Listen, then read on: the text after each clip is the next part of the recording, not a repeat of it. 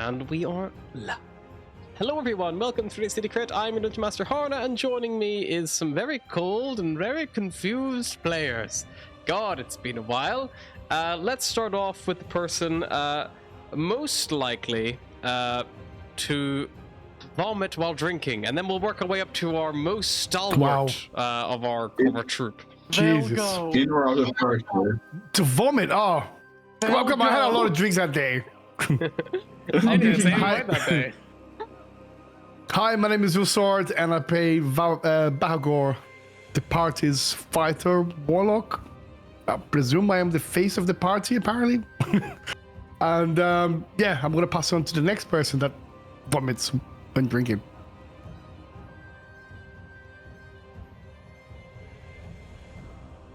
Who vomits? Got some strong stomachs here. Dirty people. I'm from Eastern Europe, fuckers. You ain't winning this one. Twice in my life. I've never thrown up while drunk, and George has emetophobia, so we both were like a no. Oh, I have never thrown up drunk shit, okay. or hungover. I've thrown up Okay. hungover. I will admit that. The time he threw up hungover, he had a massive rant at me whilst drunk about how he'd never thrown up during a hangover before, and then he staggered out of my room dry heaving like a cat with a hair. It's not pretty. 4 in the morning. That's the first time for everyone, people, and it's not fun. He was naked and I had flatmates. I'm just gonna go next then. I'm Rob. I play Bodger. He's just a little guy. He's just a little monker. And yeah, he'll probably be fairly quiet during this session. Next up. Hello, I'm Adam. I'm playing a Scratch, our human, druid, and animal liaison of the party. And yeah, we'll see what happens in today's session, and hope it will be interesting. I don't And remember anything. Hi, I'm George. I play Malice Severe, the Drow cleric. She's trying her best to be a good person. We'll see if she succeeds in that. Back to our DM. Okay, who wants to remind me what happened last time? We found a dead girl, and that's pretty much all I can tell you. Dead girl. It's fine, We found the big boys. Scratch Yeah. is secretly a Yeti, or raised by Yetis, or something with Yetis. Scratch Yeti. Yeah, and we fought some yetis at the top of the hill, top of the mountain. Well, I fought, you ran. And then I was like, that's probably smarter. Then we found that dead bitch with a spell book. I was like, time for some delicious tiefling jerky. Everyone else was like, no, apparently. Fucking drow. found another one of the adventurers, the halfling. You found Asterix, the tiefling wizard. You also found Blue Boots, who is the definitely I not. think we found all of the adventurers, but the rest were dead. Yeah, there was the younger, Definitely not a rip-off there of was Blue the Boots. woman who the hadn't been battered around. There was Paralu, Shamir that belonged to the guy. Yes, Mokingo the Goliath, who she was courting or whatever the relationship was apparently killed. It was just like a situationship. How many of them are alive then? One. One. Oh, One, fuck. yeah. 1 out of 3 ain't bad. One froze to death, one was mauled by Yetis, and one was left as a Yeti tyke's plaything until you guys saved them. They probably wouldn't have lasted long as a plaything. Did I say we're gonna take the bodies down with us or something? No. No, was we going said to quite turn it categorically into- that we're going to leave them. I was going to Oh, turn it okay. into delicious tiefling jerky until I was known, so... I was going to take it with me, but not in a respectful form. And currently Scratch is leading the party to a place of shelter for the night, or for the time being, so that the two surviving adventurers can rest up, I think, something like that. It's been several weeks. Yeah, so you guys basically left this ruined camp, kind of aiming to head over to the far side of the Cairn, of Kelvin's Cairn. So as you, Garrett, Boy, the sled dog, Paralu, all make your way over. Garrett is a little bit fucked up. He is, I think, received some healing though since when he was injured originally, but he is still a little bit tired. He's exhausted, as is Boy. Boy and Garrett are both suffering currently from exhaustion, just from the long running and the constant awakeness that they have had to kind of like persist through. But you guys are all the way up near Kelvin's Cairn at the moment. Guess back to our wider world map. Why not? There's a lot of lines in that map now. A lot of... It's a lot of math. The colorful lines are me trying to work out fucking durations. I think I've worked them out. But I don't know how far along I got. I think I was doing these doodles of like time duration while you guys were arguing about something. So like I don't know when I drew these or what all of them mean anymore. But I'll make a good guess.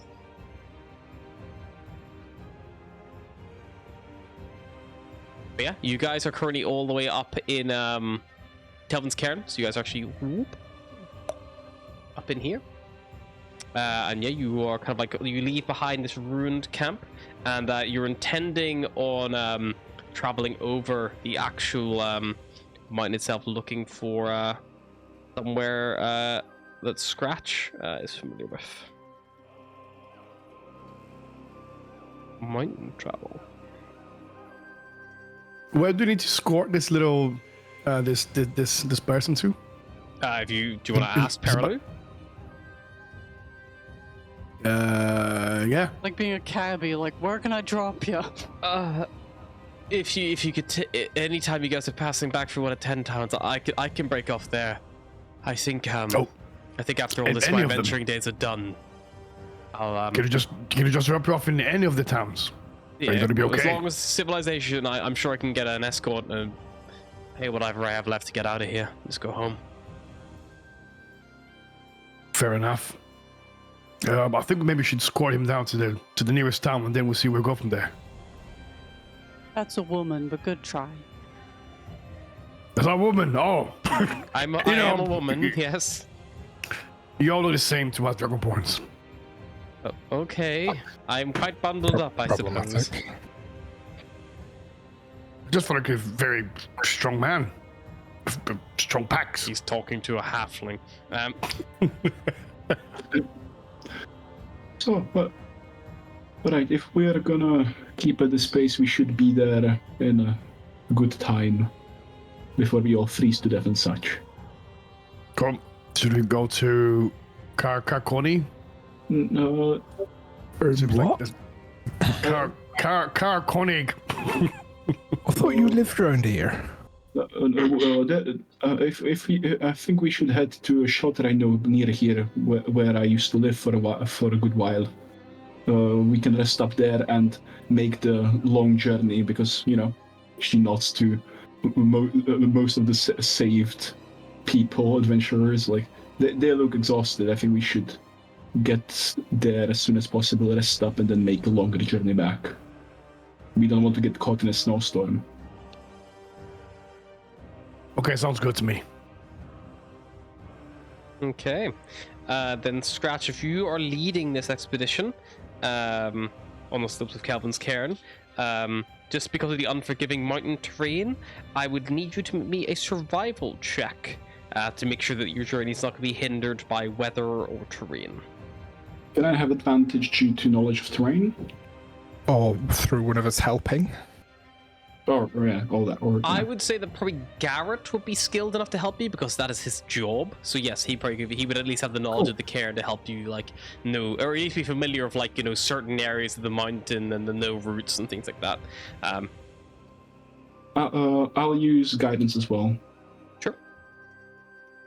That's a 21. Do I need to add guidance, or is that enough? That'd be fine. Your travel's not hindered with that kind of success. It's good, because if you feel it by a certain level, you can trigger an avalanche. You cover on foot with your snowshoes in an hour, about a quarter of a mile. So it's a bit of a slow going here as you continue to plod along. searching for this familiar point. I would imagine that where you're aiming to go is probably a little bit further than a quarter of a mile, so I will need one more survival check, please. I would love to do that, but my computer screen decided to shit itself, so I can hear you, but I can roll a also dice on your behalf. Do you remember your bonus? Yeah. +6. Plus 6? Oh yeah, it's fixed. Great. You got it? Yeah, +6, yeah. You want me to roll for you, or are you going to roll? I'll roll, sorry, but it decided I'll send a picture afterwards, but it was for this 24. Much better than my 3 that I rolled. So good call. Yeah, so another success. You make your way down the far side of the cairn from where you climbed originally. Kind of like beginning to make this descent, avoiding like the slippery avalanches that you guys came across before and all that. You know, you're just going away from it. After some time, eventually you find yourself on a little snowy plateau that kind of like levels out, and there is this like large crack through the ice-covered rock, like in this like craggy like face that's almost like cliff face that kind of like falls down in front of you. All right, almost there. Just be careful on your feet. You don't want to slide down here. You gonna go inside? Yeah. Okay. Also, before entering, Scratch would ask whoever's carrying the remaining crack cat. It's like, I will need the crack cat meat. You will see. Basically, we can't stay here for free. There's a price we pay in food to the residents.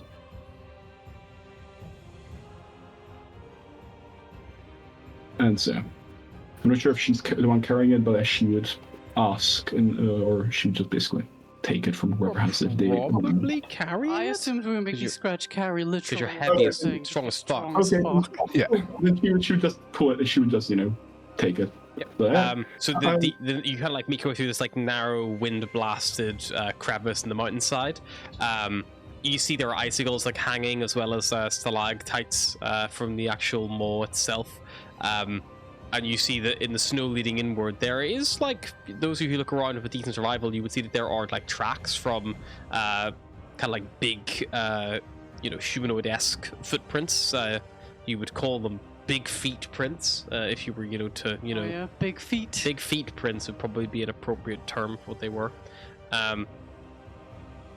And the wind kind of reverberates as you kind of like begin to enter. It begins like whistle and like almost like hum with a resonance as you enter through the tunnel itself, because it's like almost like channeled, almost like an instrument in a sense, where it does begin to get narrow near the top. But like Scratch says, the ground here, the stone, is very slippery with like ice and slick. It would require, you think if you tried to do anything more than a walk, you'd be at risk of falling over. And near the entrance on the inside, there is a scattered pile of bones, kind of near there. What kind of bones? You make a nature check? Very good at that, but I'll try. It's certainly a little nature check if you like. 5. 5? Ooh, they look like bones to me. Yep, those are definitely things that were inside something no alive. skulls. A lot of like Okay. nothing like easily identifiable, but like big like femurs, rib cages, like that kind of thing. I would love to use real world knowledge at this point if we weren't in a freezing tundra. I would want to lick the bone and see if my tongue sticks. But I feel as though unfortunately, it's freezing, so your tongue will stick to literally anything. The secret popsicle, the forbidden popsicle. If your tongue sticks when you lick it, that's a bone.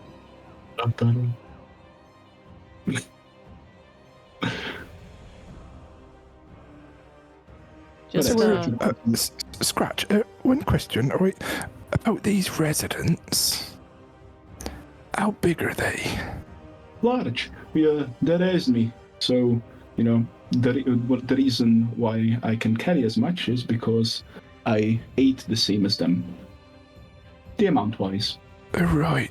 Okay. That's fine.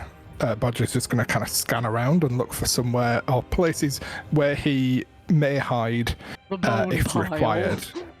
The bone Make pile. a perception check if you'd like. If you're looking ready for other than the bone pile. 19. I think it's pretty good. It's a natural cave. There are lots of areas where the walls are rough and hewn. There are, like the stalactites, the odd stalagmite as well that rises up. There are plenty of opportune places you could dive behind and, like, you know, take cover from whatever might be up ahead of you, and potentially even what's behind you, depending on where you hide from it. There's also a lot of darkness and shadow here. There's no real natural light sources. So there are definitely plenty of areas for you to hide if you required, if you're looking for shadow, in a little bit, there's going to be plenty of it in that sense. Cool. Thank you. Scratch will basically, we'll just look to Bodger and say, there is no need to worry. We brought food, so we are going to be good guests. Sir, when was the last time you were here? A few months ago. I usually went from here to hunt, but months. I grew up here, and when I got too big for the nest, I moved into the human world. And after that, I popped by home to deliver food, make sure everything's all right, check in on the family. Friend, I'm, no major expert in these parts, but looks to me like we're entering some kind of lair or cave of some kind, by my reckoning. The human world suggests that the people living here are not humans, which Well, is fine. you yourself are not but- human.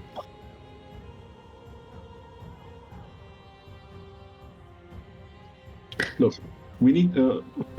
We can either freeze to death outside or stay the night deeper in. Just Scratch, let me I'm do just going to ask you outright. I feel like we've built up enough of a rapport here that I can just ask you this. Are you leading us to our deaths? No, Okay. I would be leading you to your death if I didn't have this crack cat with me. But I believe we have enough rations to be good hosts, so we're fine. Well, like, I would be fine either way, but you will be fine as well, hopefully. How many residents are we expected to find in there? Oh, well, my mother, my father, my siblings, though I'm not sure if they will be home. Maybe some already grew up fast enough to go establish their own families. Between 2 and 8. Oh, Right. that's a big difference, a big gap there. Oh, Like, okay. Two definitely. I'm not sure if mom and pa were busy and got another child, to be honest. Oh, I Scratch. If you're saying you know these people, whatever they are, and you say you're gonna be safe, I'll trust you, my friend. Like, if in any case you would stop being safe, I will tell you and make sure you have ample time to get out. But that should not be the case. Should we have like a secret code word between I'll us? just yell "run" in human. That should be good. All right, run works for me. Wait, Malice will anyhow. sidle up to Bodger as casually as she can, lean down and be like, I vote if things go south, we offer them the Dragonborn. He's the biggest. Right, a bit more exotic. Why? Hey, we're talking about you, not to you. All right, turn around. Yes. Maybe a little like a challenge for him with the scales and that. Maybe we could just offer this little fella here, the one we just rescued. We're gonna get for him, not me. Whoa! No, I'm not a big fan of that. Again, that is a woman. You are not very good at identifying That genders. Oh, you're the way you're pointing is like you've got a bit of a hook going on with your finger.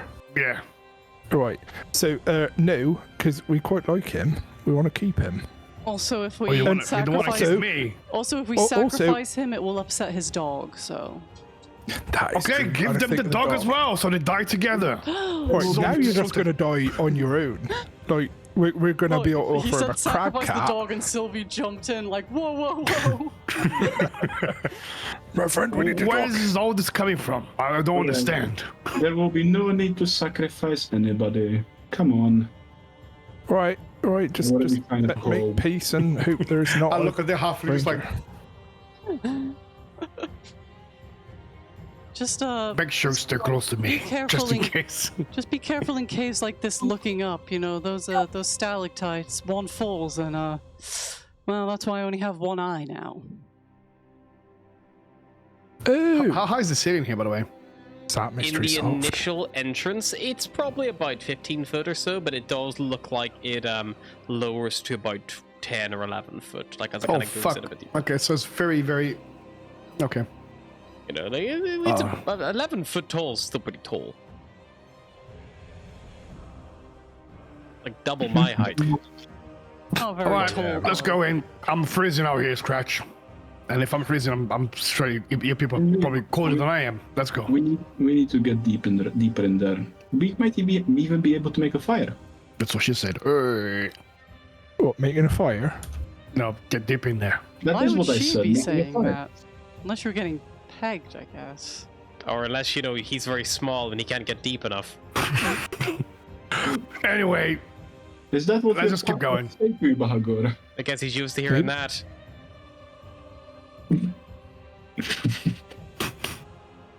I'm gonna keep calling this woman he the whole day. You're not a woman. You're a man. Stop lying to us. Reverse transphobia. That's Look no at the size of woman. That's a man, baby. Look at those trunk legs and those fat arms. You're definitely a man. Austin, that's my mother. It's literally that scene. Bag was like assaulting this old like little halfling, trying to pull her hair off. Austin. Stop lying. Uh, Deception check. Well, she is Oh, yeah. rather mannish. fuck's sake. Okay, you got to go deeper in the cave. Yes. Okay. As it winds deeper in, it doesn't descend. It doesn't like, you know, go down into the earth. It almost stays pretty level as you kind of move forward. Eventually, after about maybe 20 foot or so, it does begin to widen out into a bit more of a cavernous space. The ceiling arches a little bit higher above, it rises about 20 foot or so, and it's adorned with these glistening ice formations. Like, I'm assuming at this point, those of you who don't have Doctrine will have lit some kind of light because it is going to go pitch black if you keep going deep enough. It was about it was dark enough already outside as well. You bear in mind that there was no sunlight, so even at around like the 3-4 mark where you guys are now, it was still dark outside. So you probably do need a torch or a light source if you didn't have something already. I can see. I'm dark. I think. Everyone got dark vision? Oh yeah, I can't because I have the devil sight. Cool. Garrett will have lit a torch then. So Garrett's torch is like refracting off the like glistening ice formations on the roof. That need a big glow. Lots of little icicles are like hanging down as well. There is a central pillar, rock, primarily with little formations of ice around it. There are these big like gouge marks through it. They look maybe like scratch marks maybe. There is also embedded in the walls and floor frozen remnants of kind of past things. You see the bits and pieces of maybe discarded bones, things like that again. And from deeper in the cave there's another entrance. There's two entrances out of here, one kind of opposite where you're going, and another one round to the left. The one to the left, you can hear these maybe soft growls or roars maybe coming from that direction. The other one is a little bit more shallow. On the opposite side, you can kind of see it's almost like it probably only goes in about 10-15 foot, and this seems to come to a dead end. But you can't really make out too much of what's there. Well, seems like somebody's home, and she would not.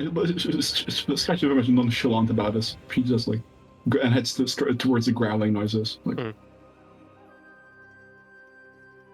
Here goes nothing. Scratch leads you on in.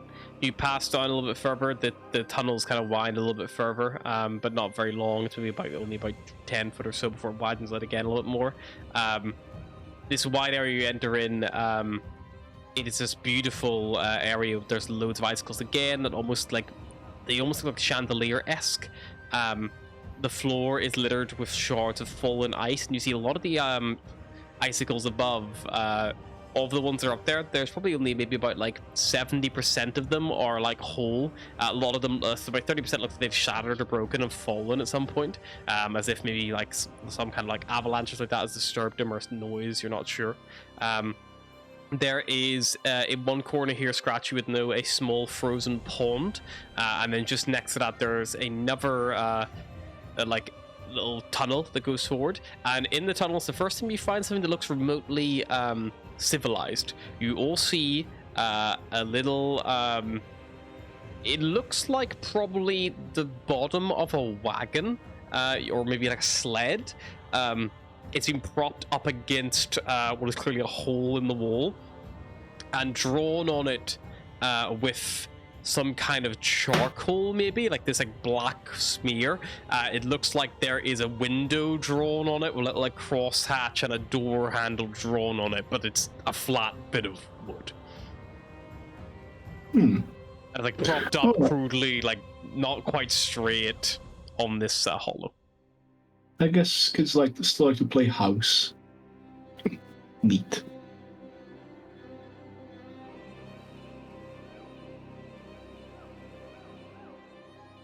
Scratch would walk past and continue to the tunnel. You reach the door. Do you just open it up and decide? Slide it aside. Beyond here, the main lair of the family no doubt awaits.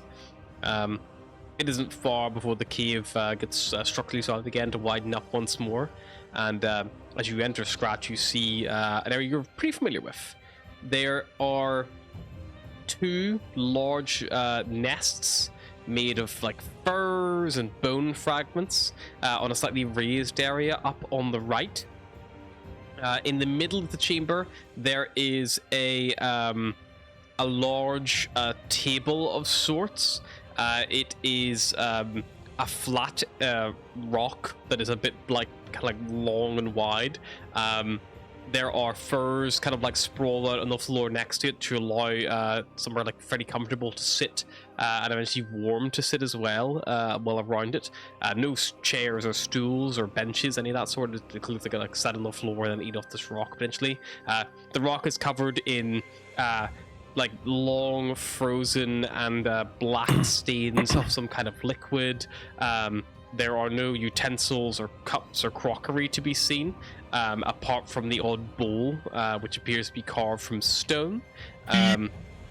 There is also, in one corner, this like bubbling pool of water. It lays flush with the ground. It's not like a pot. It's like almost like a natural hot spring, perhaps. And rising off it, there is like this like little like you can see little wisps of steam rising off it in itself. Currently, sat with their feet dipped into the water itself, you would see there is one pretty large yeti with their back to you. Scratch, you would recognize this to be that of a snow treader. There is also about 4 other yetis in the chamber. They're all a little bit smaller than that one. 2 of them are up in the like nests. One of them is down by the table, and the other one is kind of like walking from the table back up towards the nest. And you would recognize these as a couple of the your siblings, Scratch, including the smallest one, Piku, who is the little tyke who is currently walking from the table to the nest. The other ones are all like adult, but they're not as quite as old as the one in the water. Cool. Yeah, Scratch would just call out like, "Snow Treader, I'm back from the hunt." Your mother turns around. You see this. Those of you who look, pulling herself out of the water, this towering, imposing figure, silver white fur, tinged with streaks of blue, ice blue eyes. She like lumbers up. scoop Scratch up like under her shoulder, like like pat Scratch on the bottom, twirls around and sits her back down and goes like, "Oh, good to see you, daughter of mine." Ooh. She looks over your shoulder. "You've brought us good snack, I see. Many snack." These are not snacks. These are my friends. But instead of, we need to stay here tonight. But they brought food, and she would nod to the crack hat, and then to them. This is their due for staying the night. We need safe path. Make me a persuasion check, Scratch, with advantage because of your Yeti child secret. She will also offer up one of the damaged pellets. Secret Yeti. In the mountain. 15. I started thinking Secret Yeti and both dogs froze and just stared at me, so now I'm a little suspicious of them. They think you're a secret Yeti. Yeah, 15 is enough. Your mother looks at you, pauses. Fine, but your father, I do not know, will be so happy to entertain such strangers. Well, we can offer more food if he would not be content. But we just need to stay here for the evening. Also, our neighbors say hello and ask you to stay for the dinner, come for dinner sometime. You know, the ones north of the mountain. Yes, indeed. We should have to pop over at some point. It's been a cold winter. Don't want to leave too often. Cold. They have a new child. They have a new young one. So. Oh, good news. Good news. Not a great time to bring new life into the world, but I suppose there is rarely a good time. No offense, children of mine. No offense. I love you all dearly. But yes, indeed.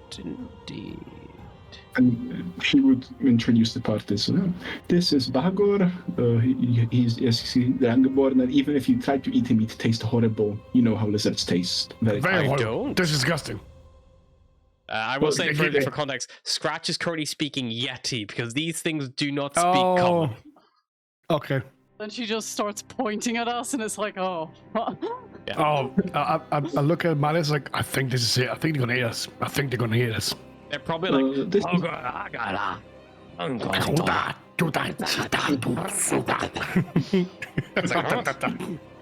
So this is Malice. She's a drow. You don't want to eat her. She's poisonous. Drow are poisonous to eat. She And, looked this like is- bad taste. Yes. And this is Bodger. Look at him, how small he is. There's no meat on him, only bones and skin. He looks And a like beard. Olive. Kind of, yes. Take cocktail stick. Points to one of the spears.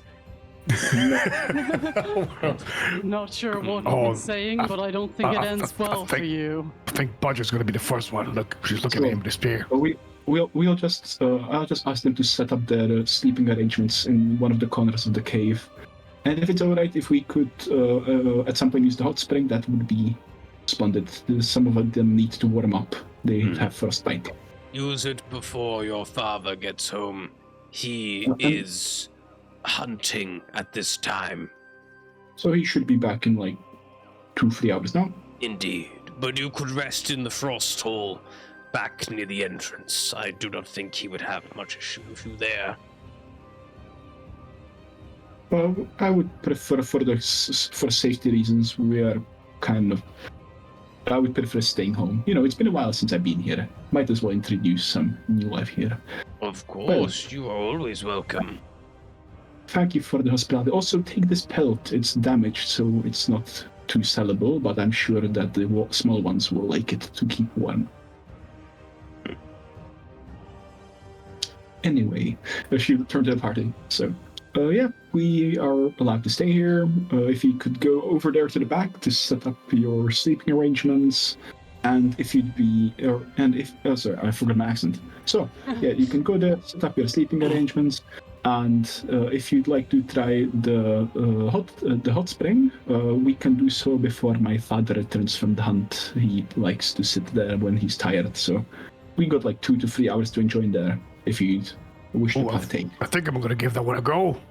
Well, first let's sit up. And then she'd let the party set up their things while she goes to play with her siblings because she hasn't seen them in a while and catch up with her parent. So do we think And she- Scratch is a human who was adopted by Yetis, or just a really small, hairless Yeti? I mean, he does not look like a Yeti whatsoever. And Scratchy wears a mask, doesn't he? Doesn't she? She takes it off inside. I just don't have any art for her with her face normally. She has brown hair and a normal human face. So, I Okay. don't know what a Yeti would look like if you shaved it. Maybe that's what. Hey, Maybe but they're Scratch still- shaves a lot. I don't know. They're still quite small for a Yeti, don't? I mean, look at the size of that thing over there. Look at the size of That's her. why I said a very small Yeti. meanwhile, Scratch is roughhousing one of her siblings on the ground below somewhere. Even his brothers and sisters are bigger than him. Just Look. saying, again, that's Her. another woman. You are really bad at this. But also, like, maybe that's why she's so strong, because she's actually a Yeti. She's a strong, independent woman. There you go, you're getting it. Or maybe, like she said, she's just like eating the same stuff that Yetis do. I don't know what they put in the water around here, but it's fucking working. Look, she's winning. Oh, no, never mind. Oh, yes, she's winning again. I don't know how this works. Oh, come here, you little bastard. I'm eating the same mushrooms they give hook horrors, and yet my hands remain unhooked. You're telling me that an extra reindeer or two makes someone that strong? Alright, yeah, fair point. Well, it appears our I DM's mean- being mauled there. You know, I was right. Fucker. Could it be a tactic? No. No. Stop biting me. I'm actually bitten there. Oi. Fuck off. Fighting your father. Vicious dog mauls defenseless child. Yep. We're gonna have a live leak. Oh no. Ray's just texted me saying, "Doggos!" Like, you ferocious beast. Animal. Doggo mauling Winning. someone currently. Oh, Not gonna careful. bite my crotch. That Careful. was a terrible idea. She's gonna get you nuts. She was trying to.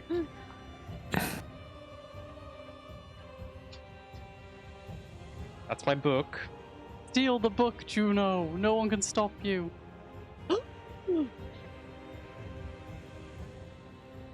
Sorry, it's gonna get our most engaged viewership yet. We got 9 No, views for and only- me being mauled by a dog. No ferocious, Come on. only sweet baby was the reply. You are sweet baby. Coming up, attack me from your vicious sister. There you go. She's not as photogenic, this one. She's just dark. You're facing the wrong way, Sylvie. Nobody can see you. Nightcrawler. Hmm. Oh, great. The second dog is back.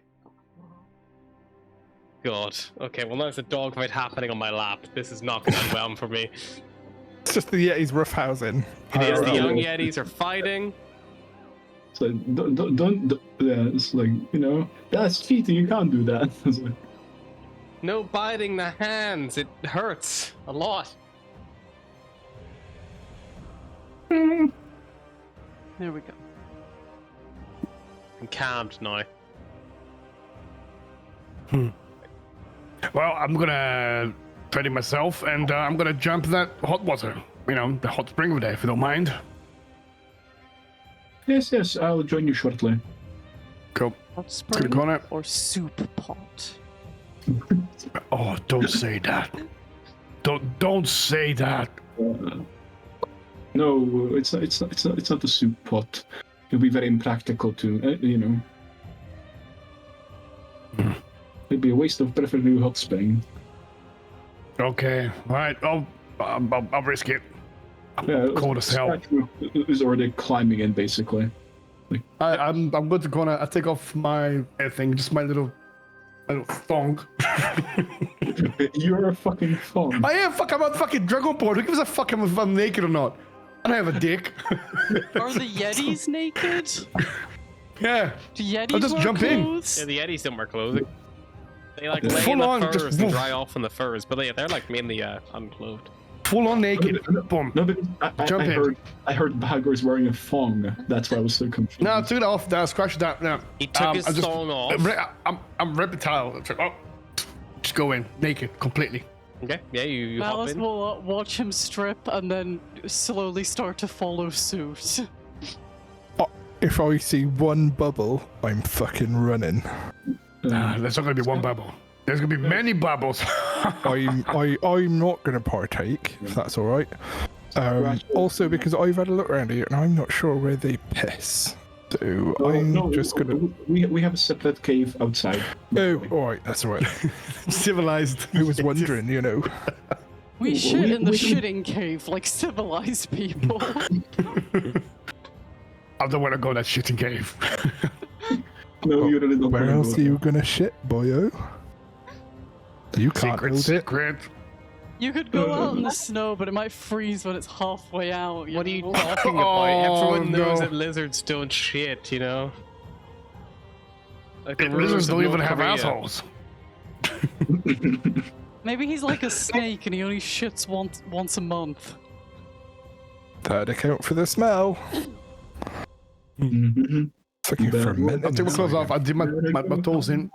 Oh, it's hot. It is warm. It's like it's not like it's like hot enough to have steam in the air, but bear It's in not like mind boiling it's hot, also like- like It's like minus minus 85 30 degrees something. like Fahrenheit or something at the coldest point. So it is cold as fuck here. It's like minus 50 degrees Fahrenheit, which is like still freezing even for us. I'll jump in that water. Jump in that water. I don't think it In is the minus water. 50 Fahrenheit. That's minus 45 degrees Do Celsius. you want me to read the book to you? I'll read the book to you because that's what it says. Jesus. The temperatures during Oral's everlasting winter, the average temperature in Iceland deals minus 49 degrees Fahrenheit, minus 45 degrees Celsius. Wind chill can lower these temperatures by as much as 80 degrees. People are in debate if that means it could get to 80 degrees Fahrenheit as the low point or 130, minus 130. Did Yeah, you know it's at very Did you know at minus 34 degrees, hypothermia occurs within 10 minutes, even if you're correctly dressed?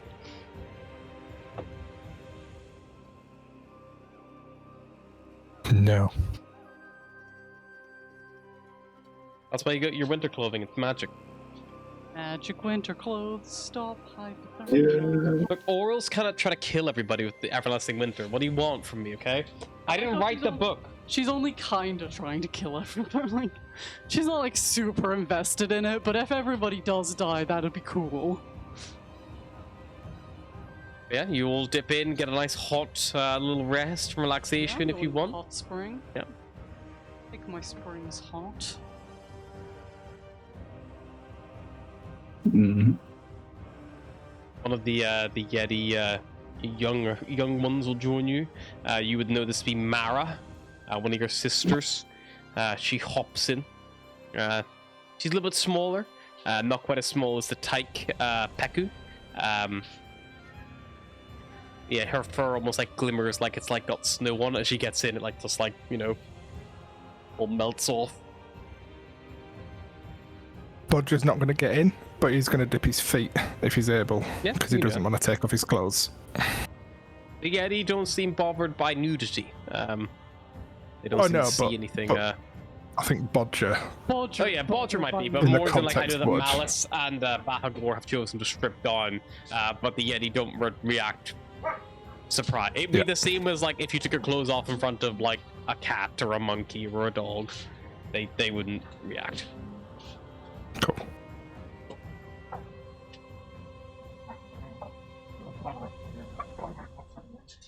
Ah, isn't this lovely?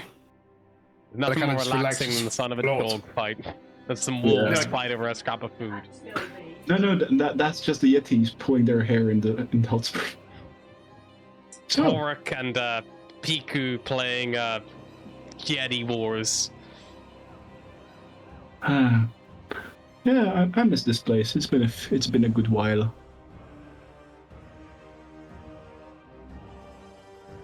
But I hope you'll find your stay here pleasant to some degree.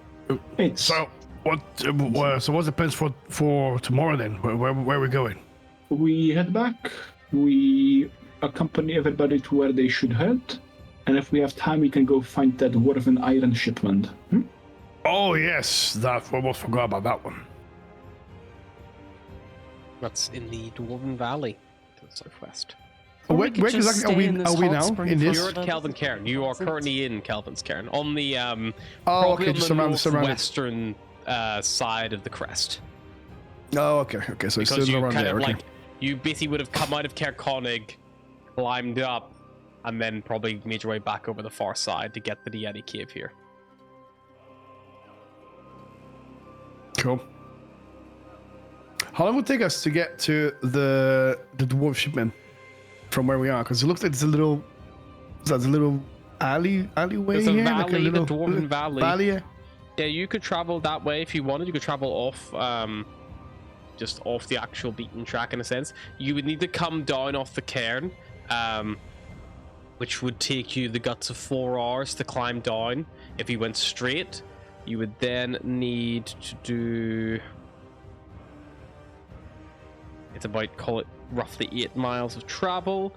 This is assuming you don't go back for the dog sled that you left behind on the foot of the mountain on the far side.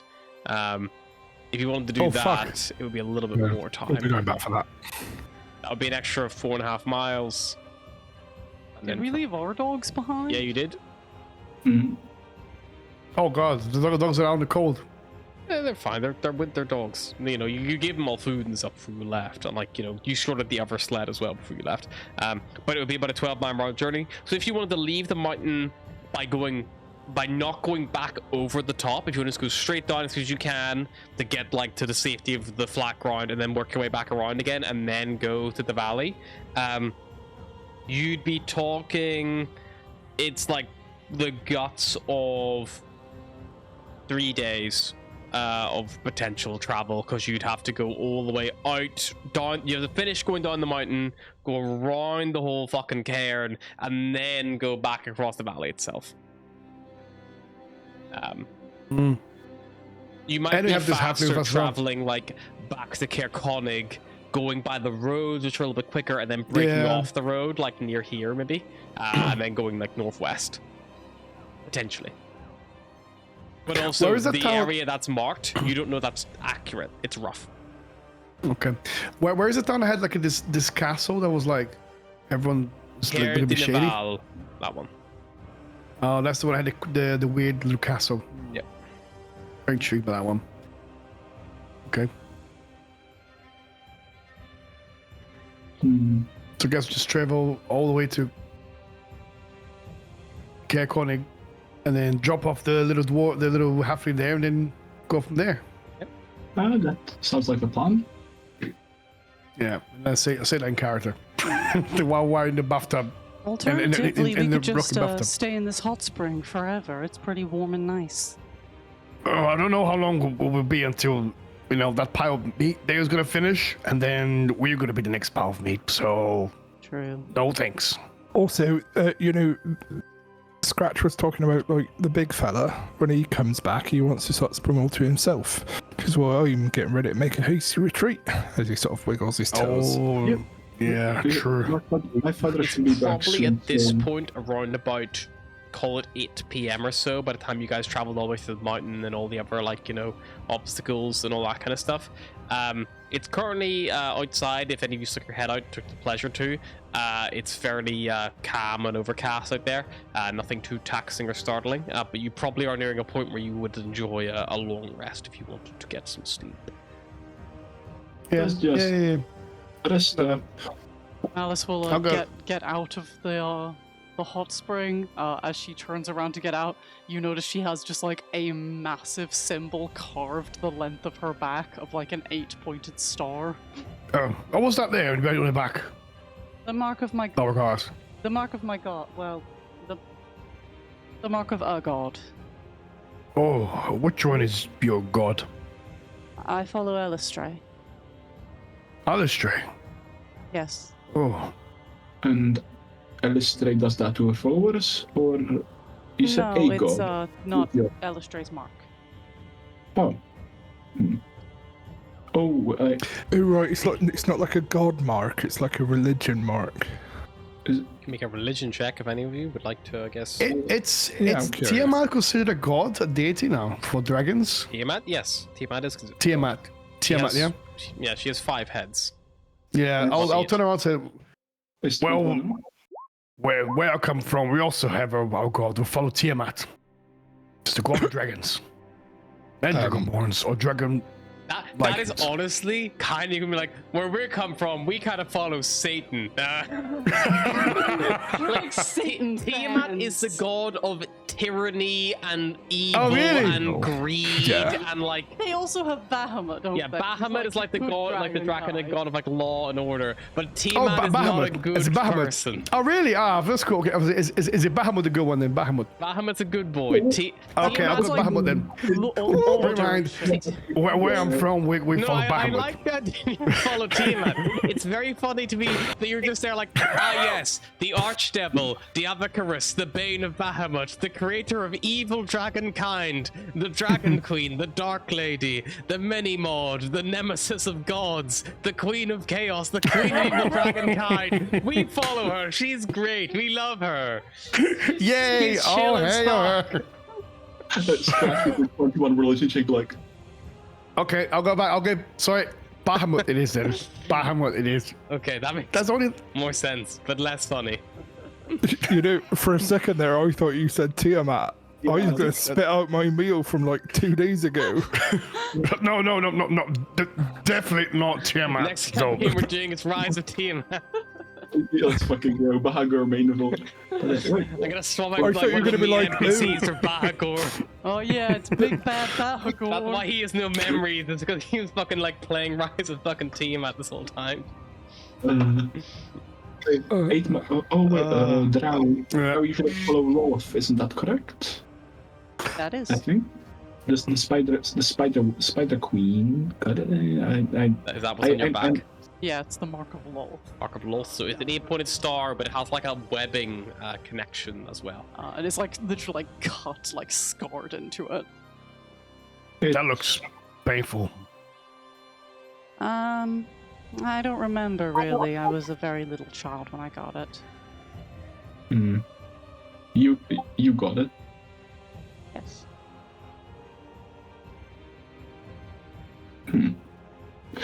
Well, I'm glad you follow a god that doesn't do that to you. Now.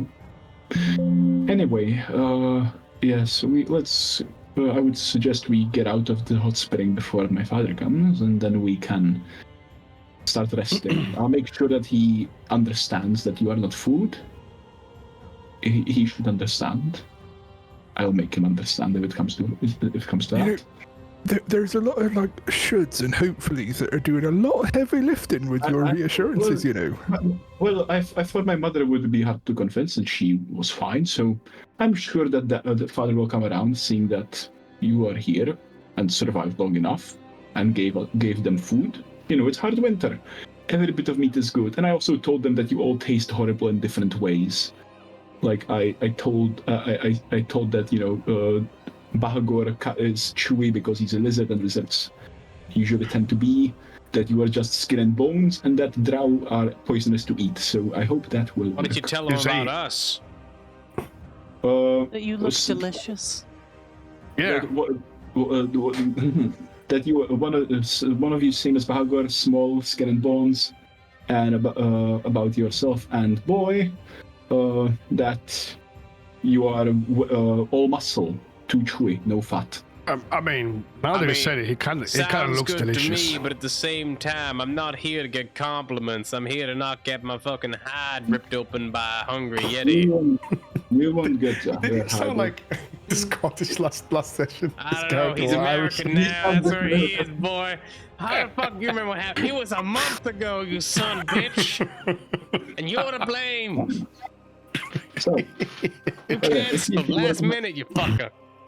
If you were to have your hide ripped open, it would already happen. Hope so. Fair enough. Okay, Good to know. I guess we just get out of this spring, and then I gotta go and I go off the spring, stand up, and I lift, like I come out of spring, literally right next to to Bodger, fully naked. Oh, sorry, Bodger. Piku, the little Yeti tyke, like Cheek. covers their eyes. Right on his face.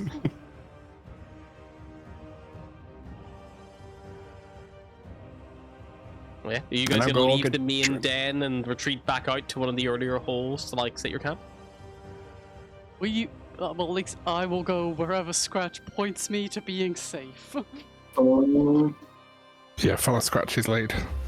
Scratch would find the area that would be suitable for them to not like trigger her father's ire, and she'd basically stay with them until she hears her father come home, and then go up to chat with him and keep him distracted. So it would either be the best case, that would either be the room with the roof of stalactites, which you think now thinking about it, it's probably an after effect of the steam rising from the hot spring, probably like cooling and then turning to ice on the ceiling.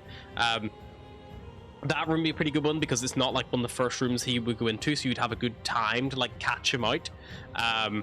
Or maybe you could take them to the small little like nook off the first chamber you entered, the big like high chamber that was off to the opposite side, not to the left, where you went deeper towards like the roars and growls. You could try putting there. You know, normally that space is used for like storage of like hunted game and stuff like that, but like not for any particular reason, just that it's a little bit out of the way. Like you could move that out. If there's anything in there, you could always move that out of it. She just probably put him in the first room, the one with the steam, the one heated by the steam, by the spell. As you guys like set up your camp there, probably in the time it takes you to set up your camp to get bedrolls out, any tents or lights, fixtures affixed, or anything of that nature. You would notice that like there's always like, call it every 7-8 minutes or so, the sound of like, it sounds almost like a glass shattering. And it is a little icicle that eventually breaks or melts, eventually just falls and smashes on the ground. Oh fuck! Don't know how painful it would be if it hit you, but nothing hits you at the time you set your camp up. Scratch, did you just see that? I mean, is it safe to stay in here? I mean, I don't want anything to follow my head while I'm asleep. Could Scratch do a nature check to see how, if it's safe to stay there? Sure. No, she'll do guidance. I'll add that before.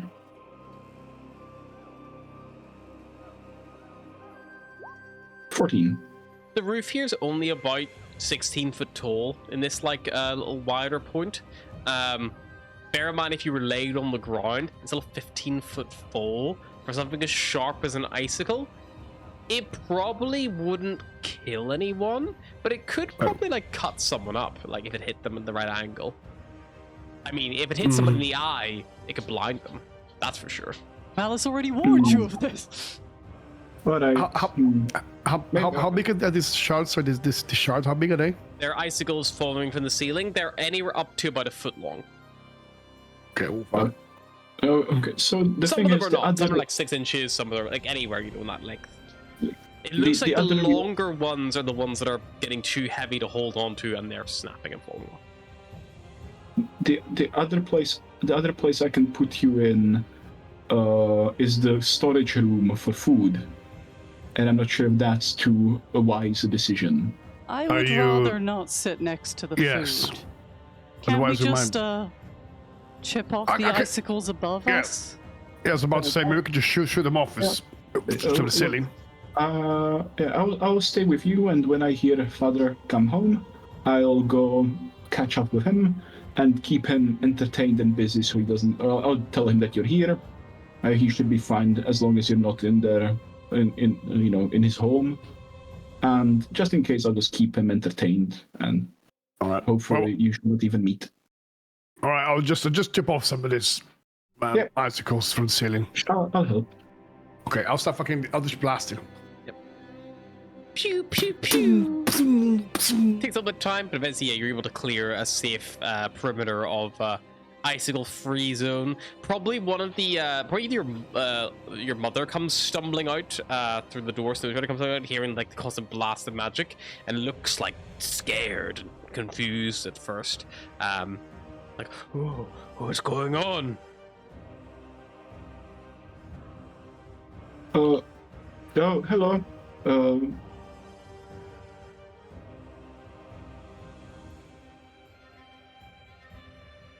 What is this strange thing?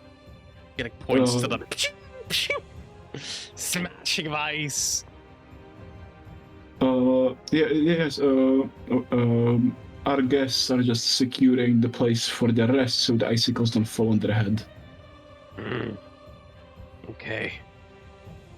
Long as you know what you're doing, Scratch. Don't worry. They've helped me and saved me. If it wasn't for them, I would be, well, probably dead. Possessed by a ghost. Probably dead. I So don't know what that means, but okay. Dead, I know. Dead. But... yes, I would be dead.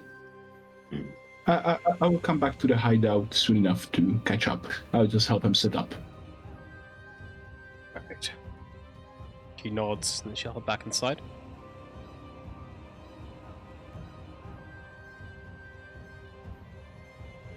I bet their pelts are really warm. Like if you skinned one, I bet it would be soft.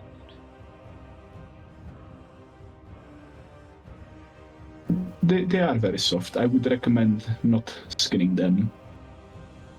I don't think I could take one. I managed once, an old one, a very old one, but I was a bear to be fair, but yeah.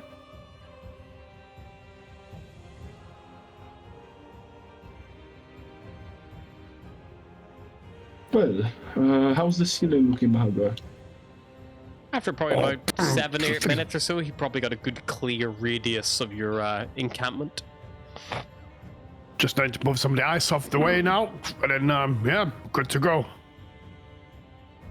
Well, let's set up camp. I'll be sleeping in the nest, but as I said, I'll stay with you. Make sure that you have a translator in case you need to communicate with any of these. What if Big Daddy Yeti turns up here and you're not here with us? I'll talk him off. As I said, he shouldn't have issue with you being here. He may just be a bit pissy with you being in his house. Okay. Plus, No, I kind of brim for the night. You brought meat, so you paid for your stay.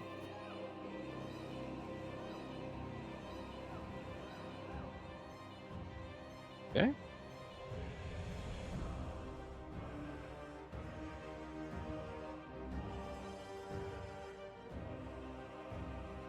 So you guys start preparing yourselves for a rest. Scratch, are you gonna leave your companions and go straight into the main nest more or less immediately, or are you gonna linger around? Bear in mind, it's only about 8 p.m., so it's not like, it's incredibly late. Scratch will wait for her father to come home. Just, she wants to see him, and plus she wants to make sure that he doesn't kill any guests on accident. You plan? You probably, after about an hour or so of after the camp is set up, eventually hear the sound of something being moving into the cave beyond through the entrance. Well, that's my time to go. I'll see you in the morning, and yeah, rest well. And then she'd head off. Okay. Malice will wait for Scratch to leave to be like, I only need to sleep 4 hours. I'm suggesting the 4 hours I'm asleep, someone else stays awake. Not that I don't trust Scratch, just in case somebody fancies a midnight snack. Or I can stay away for maybe 2 hours, but anything more than that, I get sleepy. I can take breaks with you. Okay, so you guys can do 2 hours each, and then I'll take the other 4. Fine. Okay. So you guys begin to get your plan in order.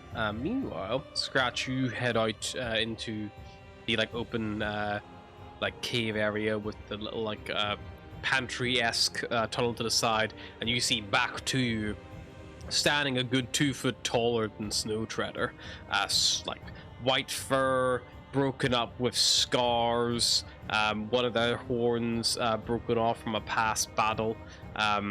As your father deposits a big, like, dead wolf into the like pantry area. And turns around, you see his sharp fangs spill over his like lips and his like bright blue eyes as well. As he sees you, a brow furrows. And he rushes forward towards you, closing the distance in little to no time. Dum dum dum dum dum. I hide. Oh. It's instinct. You'll hear the thundering of these heavy footfalls.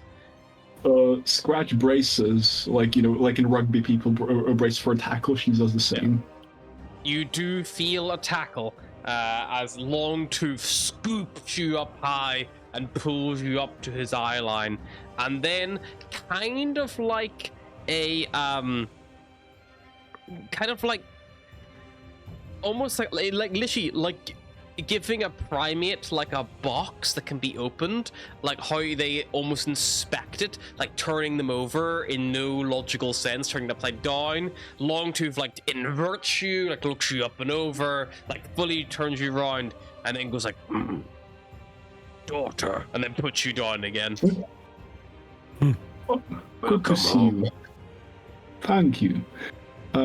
So that you know, we have a few of my friends staying in the steam room.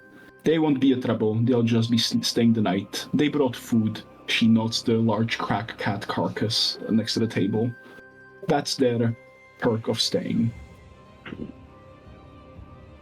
They want this to be a home, and I would ask you to just leave them be. They will be gone before the light begins to break through the cloud, yes? I will tell them that. And if you... I'll be right back. I'll just tell them that they won't leave. That would be about 10 a.m.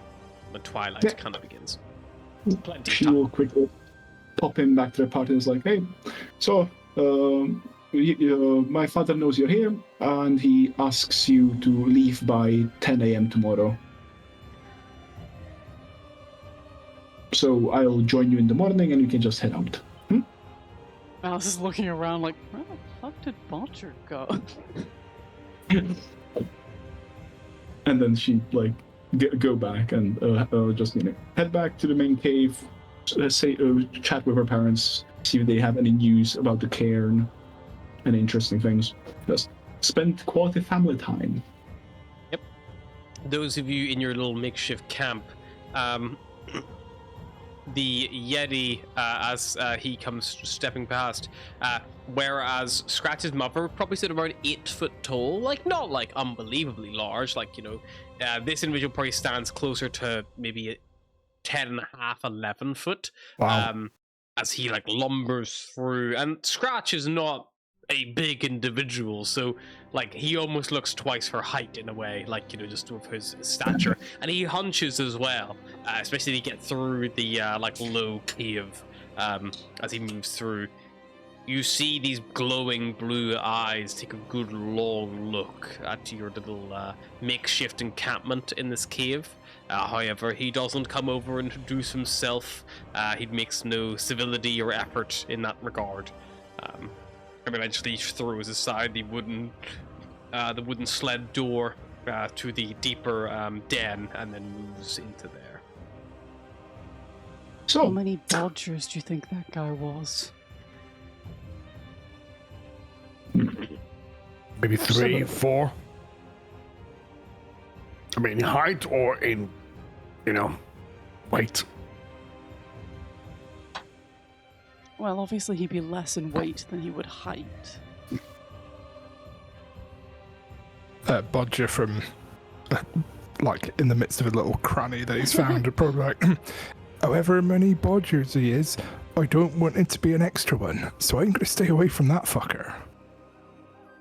Are you planning on sleeping in that crack? Well, no, I am. It's not very comfy, but at least he can't get in there. Probably just reach like a hand in and... He'd probably just ask one of the cubs to pull you out, to be honest. Well, Bodger, you stay there. I'll do the first watch. And then they can come after me, and then Malice can do the last final watch. Right. What do you say? Yep.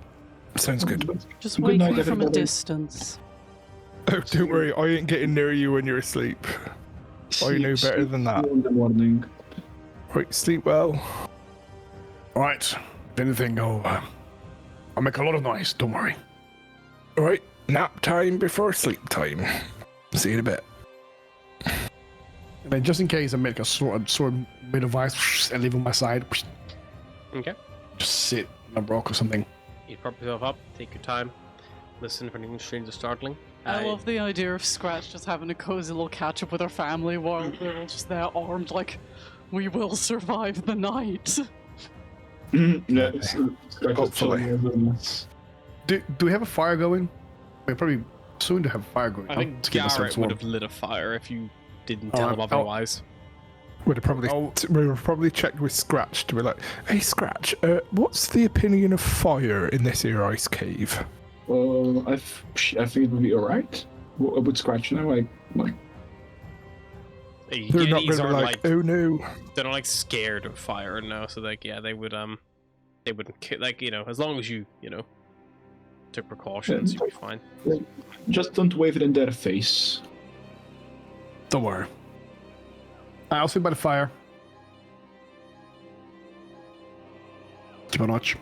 Okay, you sit by the fire, take a watch, get some rest. Garrett, boy, get some well-needed rest, as does Perilou, get some good snoozing in, as they're all pretty tired from their, you know, several days of, you know, struggles and, you know, strife. True to the word of the Yeti, they do not trouble you. During your rest, you will gain the benefits of a long rest. As you Yeah. snooze on through to the early hours. You probably, if you so wished, could rise very early, around about 4 or so in the morning, without too much difficulty. Yep. Yeah, Scratch would probably get up early, you know, head there. She'd probably go to Bodger, and she just like grab him very gruffly, just shake him away, like to make it seem like a Yeti, like just as a small jest, because she's Malice like, just watches all of this Fucking, happen I'm being silently. taken! Good morning, Bodger. Wait. You little fucker. Why couldn't you do that to Scaly Boy, eh? No. Pick on the little one. Alright. You see how it behind is. Scratch, where Bahagor is currently trying to sleep, there is a very small Yeti tyke, Piku, who has followed Scratch out and is currently trying to pick up Bahagor by his torso, however seems to be struggling, like really trying to pick him up.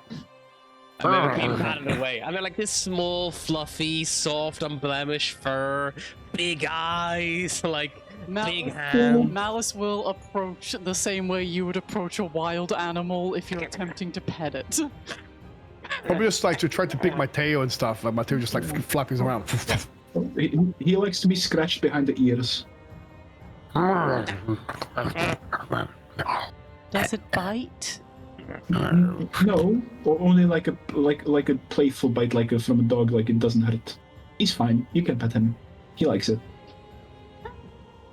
Dragonborns have tails, right? That is the question. Very debatable. At the front or at the back? I think they do, because I remember there's one specific race that does not have a tail. If I'm not mistaken. Human. They didn't originally, but then I think so many people said Dragonborns had tails that eventually Wizards of the Coast was like, fine. Yeah, I mean, yeah, but they're also saying that the lizard folk have tits, so don't believe everything you read. Yeah, I think there's a specific Dragonborn race on the White Mount, whatever, that does not have a tail. Well, I It's one think thing I had Dragonborns to- in standard don't have tails. It's one thing I had to really They don't have respect tails. the. I believe as default they series do not for. have tails. They created go- lizard folk women, and they made them look different from men by giving them really long necks rather than tits. I appreciate that, Larian. Good job. Lizards don't No. have tit. Most Dragonborn do not have tails, but some do.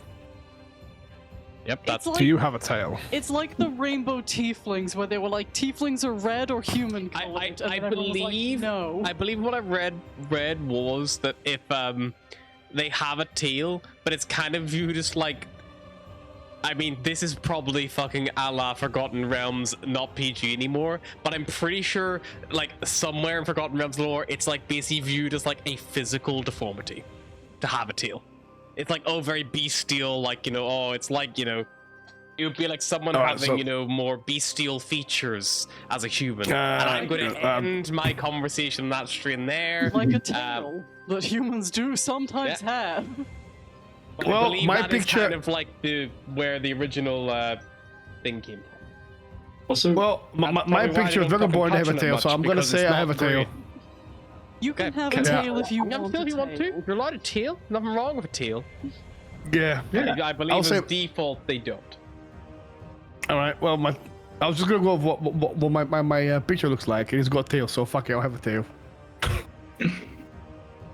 works. But come on, Piku, and she like leave the small yeti. Stop touching that. It's not a toy. Stop it. Yeah, leave the lizard alone. Come on, and she'd be saying this in Yeti. She wouldn't call her a lizard in common, and she would Leave alone. Leave alone. oh, come on, here. This is Malice, and Malice would like to play, but like gently, okay? Like gently, very gently. Very gently. Like, okay, and she would like. Alice, not knowing only one playing thing that she has been taught so far, holds out her arm to arm wrestle.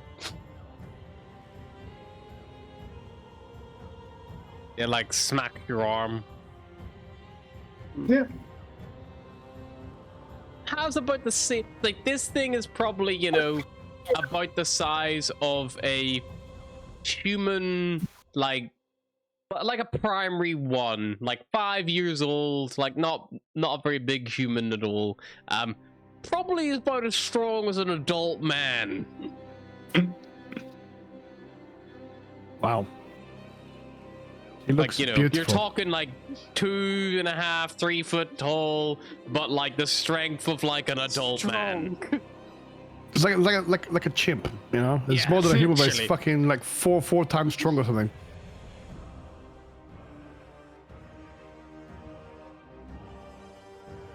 But anyway, Touch it. we should get up and start packing. So what's the plan? We're gonna go back to that town around here, and then from there we're gonna go find the dwarf stuff. Precisely. Okay. Suppose we need to go get our dogs quickly. Must be starving. How can we just leave our dogs? Well, that's no I dogs. wouldn't worry about that. They're used to that kind of thing, being pitched up left behind. That's what they're meant for. You left them food, right? Yeah, Water. but I think isn't this a sled?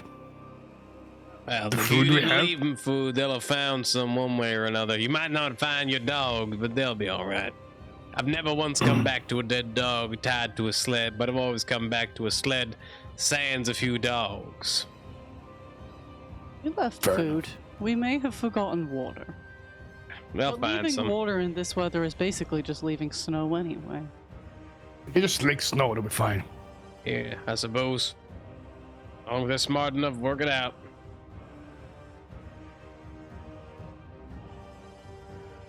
All right, let's make a move. Pack up and go.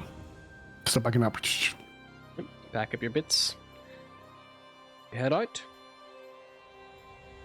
There's no other thing you need to get from the den of the Yetis.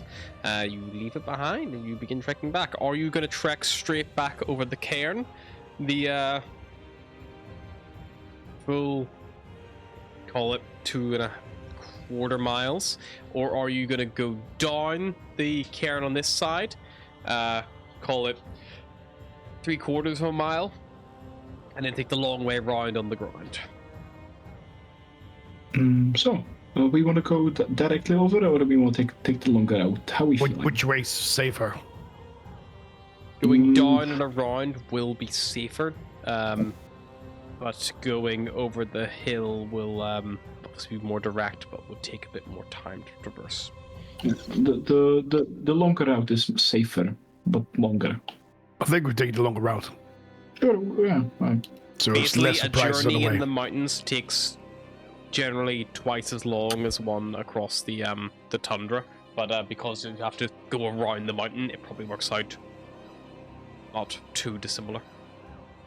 Would it be less hazardous to go around the mountain though, so we're not got, Yes, exactly. you know?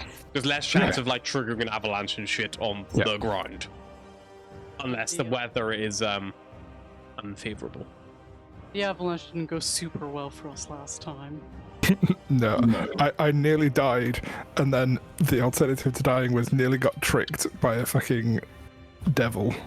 That happens sometimes. Oh, that fine. reminds me. Hang on. No, it doesn't. I've still got in my still have a pocket little- the thing that I little thing. clutched. Yeah, you do. Yeah. Monitoring Kelvin. I was expecting a DM at some point over the past few weeks. Yeah. The last thing we want to hear is, oh, that reminds me, from Harna of all fucking people. Also, can we have our next campaign in the Dark Sun setting? I've not read it. Maybe. Dog's trying to fight you. I go fuck. Come at me, bitch. Go. If it helps the narrative, he probably would have studied it during his watch period. Just roll me a d6. Oh yeah, no, that's fine. It's totally can do that. Do I want high or low, or is it just totally random? Who knows? I got 3. You're fine. There you go. Nothing happens. No, nothing. Didn't even need to do that. Oh, fair. I hate that. I especially hate it happens, when yeah. he has Really you good. roll a D100 and you're like, I got really high, is that good? I got really low, is that good? I got perfectly average. Is that decent? Is that good? What's good? Everything's bad. Especially in the space campaign where he's like, okay, 2 of you roll a D100 and one gets really high and one gets really low, and it's like, well, one of us is fucked.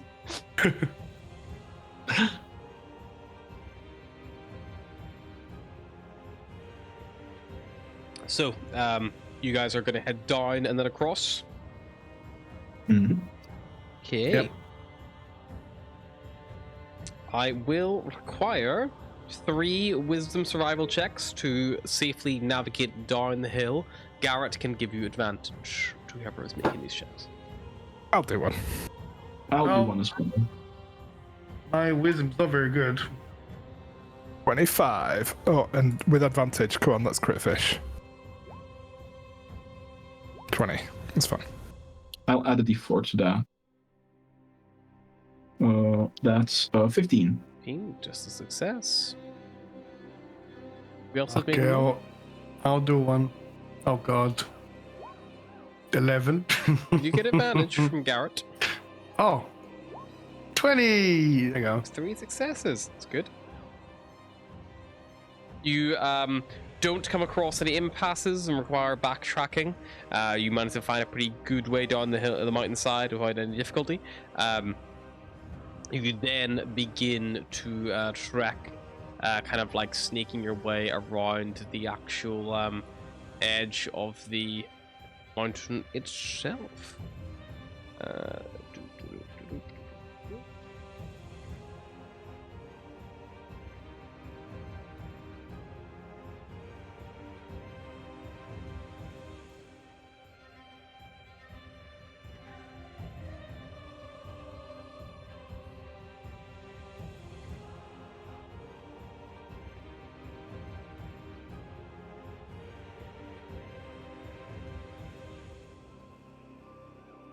Um,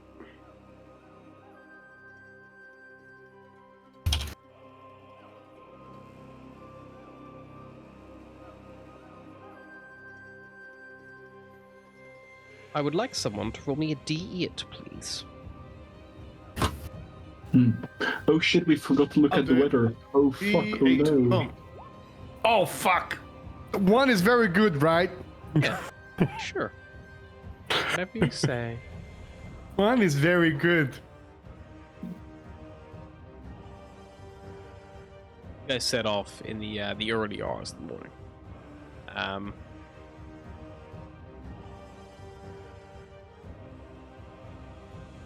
It is 3 hours until you get to the foot of the hill, and then it is like 4 subsequent hours as you work your way around. As you get to the bottom of the hill, a blizzard descends upon you.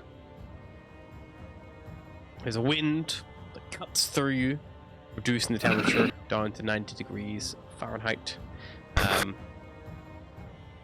There is natural light, and it is extreme cold for those of you without cold resistance. Even if you're wearing some lovely cold weather gear. So I will need each of you, apart from anyone with cold resistance or cold immunity, to roll a con save. I will need it. I've got cold resistance. Sure. The one fucking time I forget to roll the weather fucking cantrip. God damn it. Let's do it one Lord at a time, sure, because you also will need to give me. Luckily, the blizzard only starts when you get to the foot of the hill, not when you're fucking trying to come down. Yeah, that's true. But 18. I will also need a navigator to lead your troop. Of course, now I get a fucking 9. Roger, you do take 1 point of exhaustion after the first hour of travel. Mm-hmm. Oh shit. Bahagor, what did you get? None of you need to roll because you're. Never mind, you're fine. And who is leading the group? I'm assuming Scratch would be, because she knows the area, you know? Survival check, get advantage, because Garrett can also assist you. I'll use worse and worse. I'll use guidance. Sure. Yeah. Okay. Yeah. That was a 13 plus D4. That's 16. 16 is a success. You're able to keep the group together for the first hour of travel.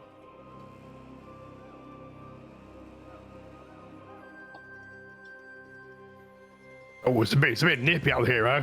It's fucking freezing. I feel like my nipples are rubbing off.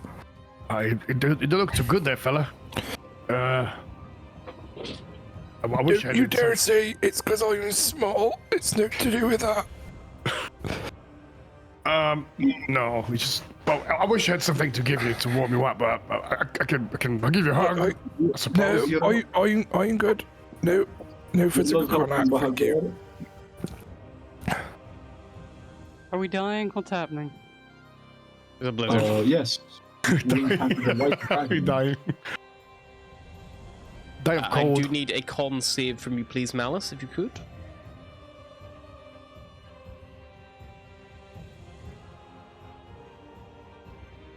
That would be a 6. Oh no. Does she get advantage Exhaustion now? for you, please, Malice. Does she Is get advantage? Is it against Nope. cold? Yes. Oh. No, Are you- wait. That Are doesn't you work. resistant to cold or immune to cold? I'm If so, resistant you. to cold. Okay, then you do not need to make the saving throw, so you're fine. How are you resistant to cold? You don't fucking know. I don't know. Oh, interesting. Get told. Okay. I will need another survival check from scratch and another con save from those of you who are. Sexual favors with the DM. Yeah, you are cold to me in that instance. Yeah, correct. That's a joke. Nobody try and sleep with my boyfriend to get better D&D skill. I will. Wait. There's a reason how you'd be further away from me, that's all I'm saying. How does the daily inspiration thing, or how does the heroic inspiration thing work? Do I have to declare before rolling or after? No, I think the heroic inspiration you can do at any time. Cool. I'll use That's why heroic on the Rob got to be console. secretly evil in the last campaign as well. True. I'd say nothing. I don't kiss and tell. That's better. He was 18. also a draw. He's got a type. Yeah, that's how. Oh. Tall, dark, and French. Next campaign, we'll just have 4 drow characters. With Oops, all drow. We'll all have wildly different accents. It'll be like, this does not make any sense. and watch the setting The be something Underdark like is a the- big Dark place. has accents, probably. I would do an Australian accent for my drow because he's from the under. land down. I Why, wanted mate? to do an Australian accent for Malice, but I am terrible at accents, so I do not do Why? that. Just getting Scarus with the fucking Dragon Prince Elf Callum. Well, watch such a campaign with 4 drow being set in the most sun-ridden place possible. Like, everybody has, like, sunlight available. Okay, and then just for brevity's sake, let's get, to be quick, 2 more survival checks Scratch to round it off at advantage, and then we'll get 2 more con saves from Bodger and Scratch, please. I am very excited for the end of the campaign where it's like, we did it, we defeated the Frostmaiden, everything's bright and happy again, and Malice is there like, I can't see shit, what's happening?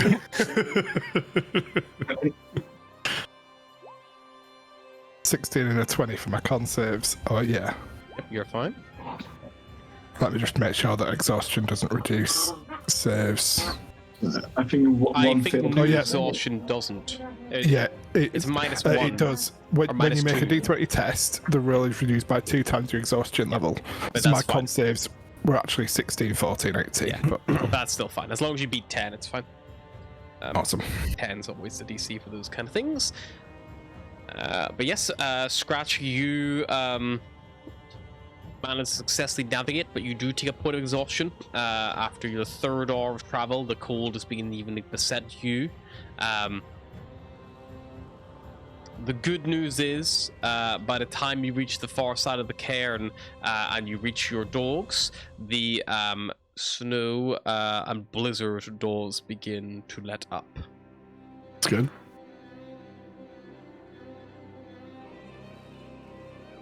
Oh, look, there's our dogs over there. Thank fuck, I'm going on the sled. You look cold. I am cold, it's fucking freezing. Before we head out, I forgot to do this, and the Scratch will cast her cantrip to see the weather for the next 24 hours. Fuck you, Scratch! I'm not done. I'm doing it hour by hour, play by play. I'm gonna roll There fucking was just- dice and shit. So there's just no inverse reason for her not to do it. I'm so sorry. It's funny, because it's basically a useless spell in everything but, like, these specific campaigns. Usually just be like, it's gonna be a little bit drizzly, I don't know. Imagine It's how sunny all day. boring It's gonna be this... raining all day. Imagine how boring this spell would have been in Curse of Strahd. Yeah, cloudy and dark. Foggy.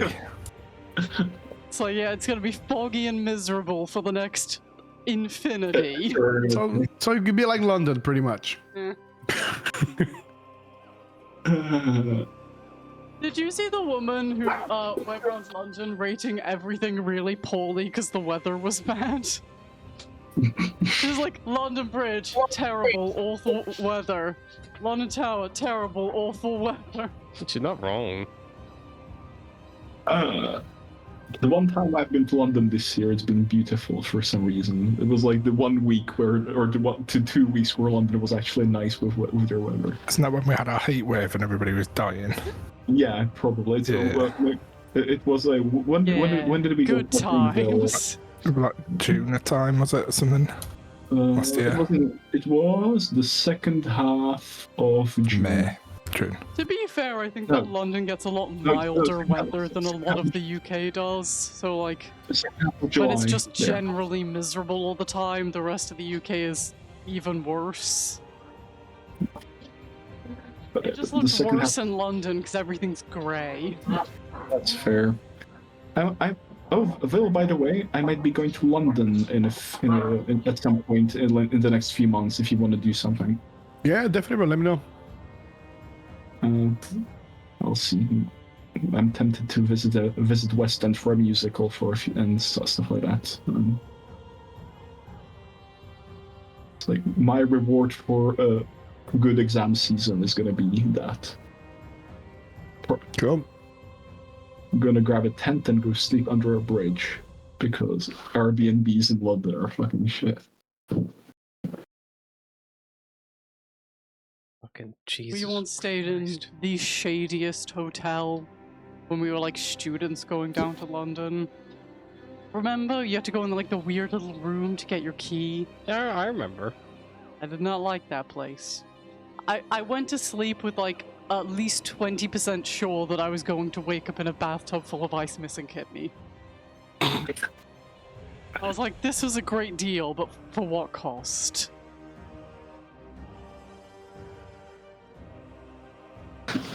What becomes that time? So that is I'm so there. sorry, Harlan. So much fucking bullshit to do. Oh no, I need to roll dice. I volunteered to be the DM of this campaign and don't like rolling dice. Wrong job, motherfucker. So much dice. I rolled so many ones on D4s, you've no idea. So 5 for 2 hours. Normally when you're a DM and you get to roll dice, it's damage dice and you're killing people. You know, that's what I sign up for. Not this. Your screen just has a bunch of numbers and moon phases on it. Yeah, I know, it's not fun. Oh, fuck, another one. Are you kidding me? Gotta shoot up a small building.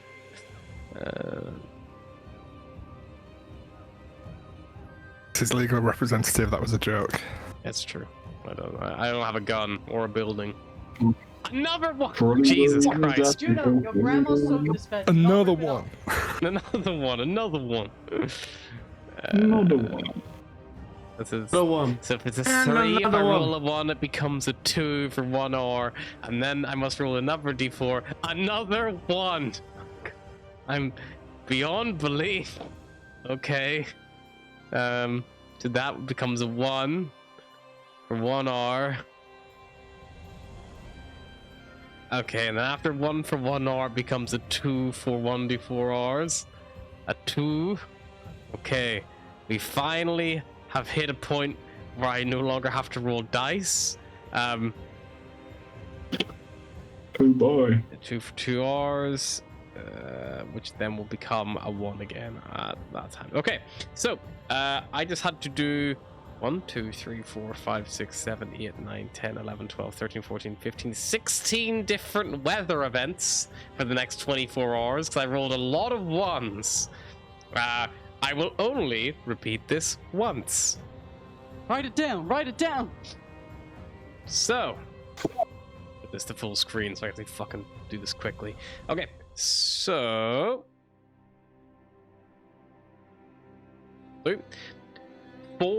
It is currently midday.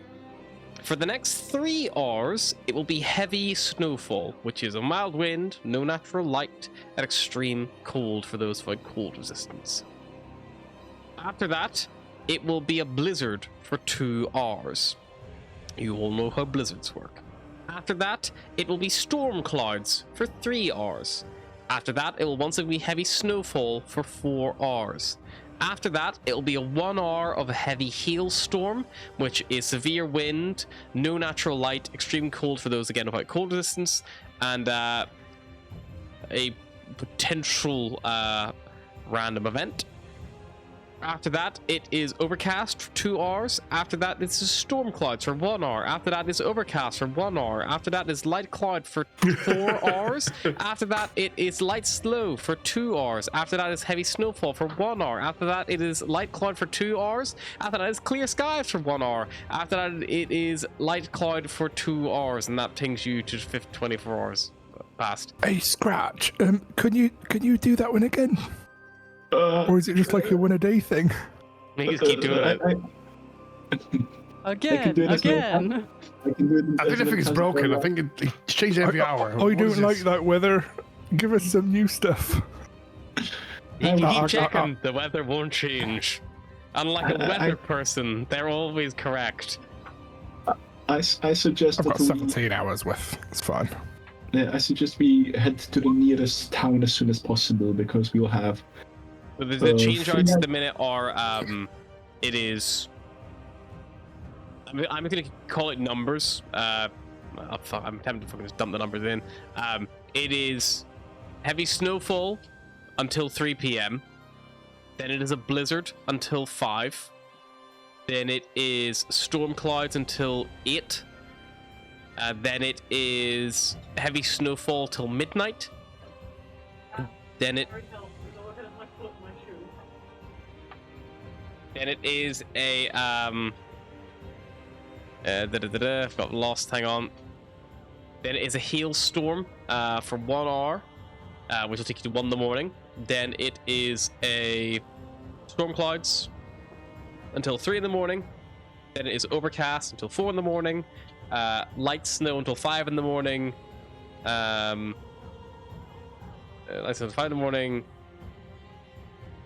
No. Light cloud till 5 in the morning. Light snow until 9 in the morning. And then it is heavy snowfall till 11. And then it is overcast until midday. And that takes you full 24 hours from your current point. So, we should get to Kirikonik as soon as possible because it's gonna be as cold as it is now for a few hours. Then it's gonna be fucking stormy. Then it's gonna be even colder. We just gotta get to Kirikonik, before the border hits us. The fucking storm. So yeah, let's get a move on. All right. Yeah, you gonna hoof at the Kirkonic? Yeah, I would propose that we do the dwarven shipment sometime tomorrow because yeah. Okay. Yeah, I mean it's not exactly a crazy far journey from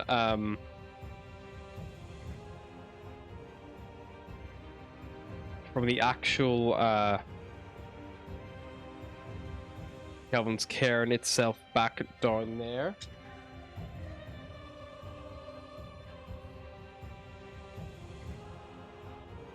Dogs. Kelvin's Cairn down there. It's probably only gonna be the guts of about call it 6 hours or so with your snowshoes. If you all could pile on the dog sleds, it'd be a little bit less time. With Garrett's dog sled, you probably can cut that journey time in half, because you can pile across the 2 dog sleds if you so wished. Cool. So it'll take you about 3 hours to get there, so that means you'll be getting the Cairn by around 3 p.m., which will be getting you in just as the blizzard starts, which is a good thing.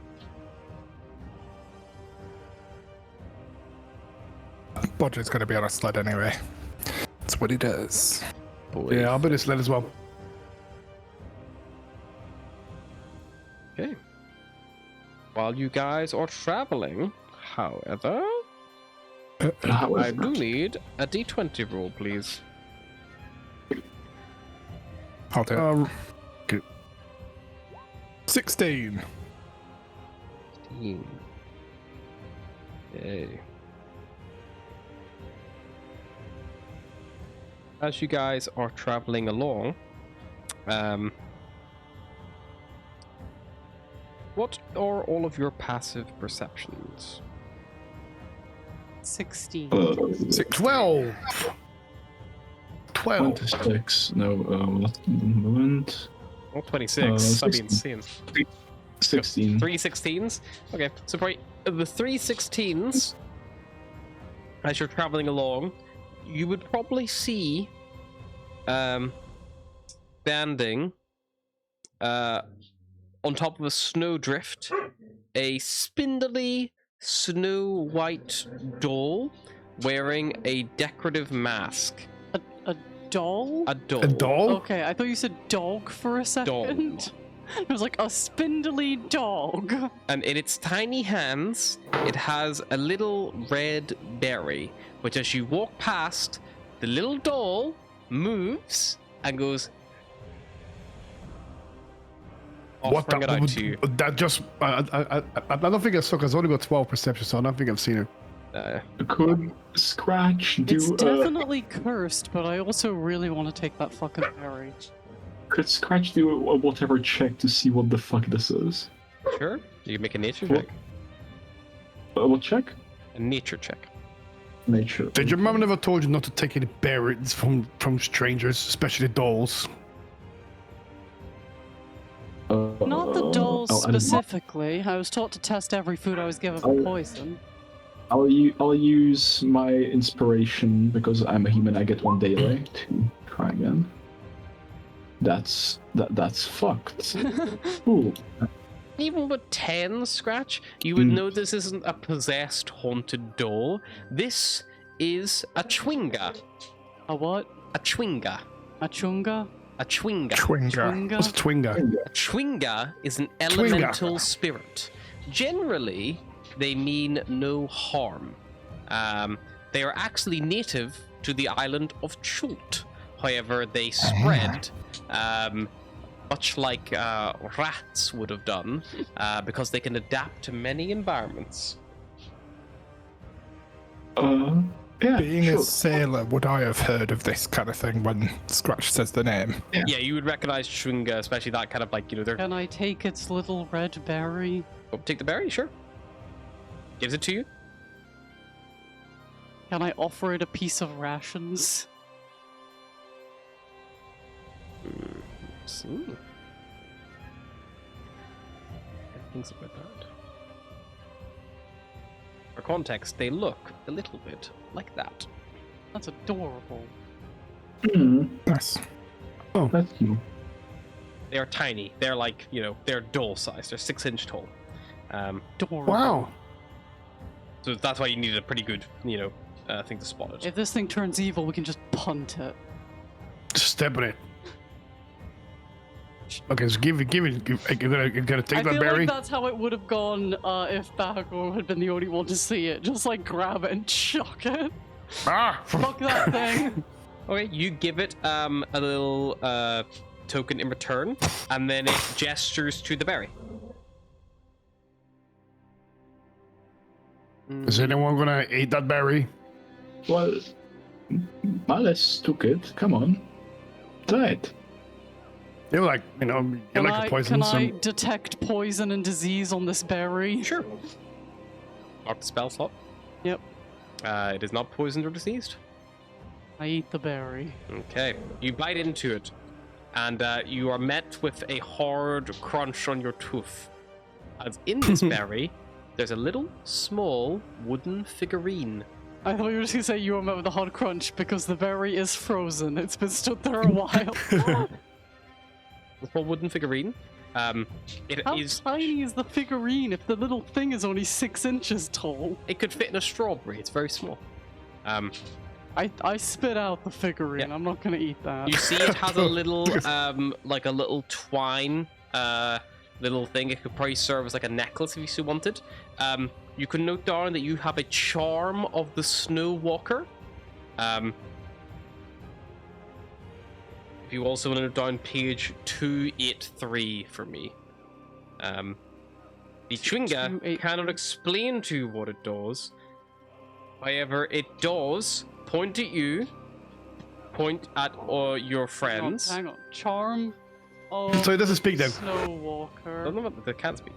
And then 283. 283. Okay. And then it points at you, points at your allies, points at the snow, then does a motion dissimilar to.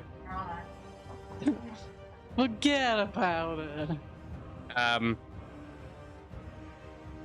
And then does this, and then does this, and then does,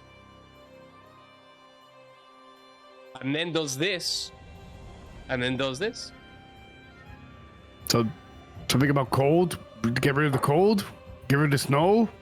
You believe that you can, as an action, expend This charms ability, I will tell you right now, it has 3 charges. You don't know what it does, Okay. unless you use something like Mystery charms. identify. Does anyone speak tiny haunted doll? Hmm? I turn to Bahagor and be like, don't you fucking dare. Wait, actually, Scratch will What? use the Why are you looking at me? Scratch will use the psychic stone and try to talk to the small thing. Say, hello. You can ask Bodger, I think he speaks tiny people's language. There we fucking go. Could you tell me what the figurine does? If you try using the psy crystal on the small. Okay. Does it talk about any requirement for how? No. No. No. Stop it. Stop it! Don't stop it!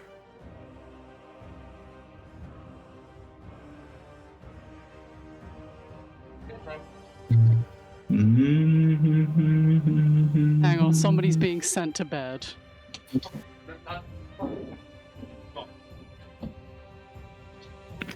Well, I'm curious. If I were to steal, let's say a shirt, standard business white shirt from a shop, would it be considered white collar crime? Alright, I'm off. See it.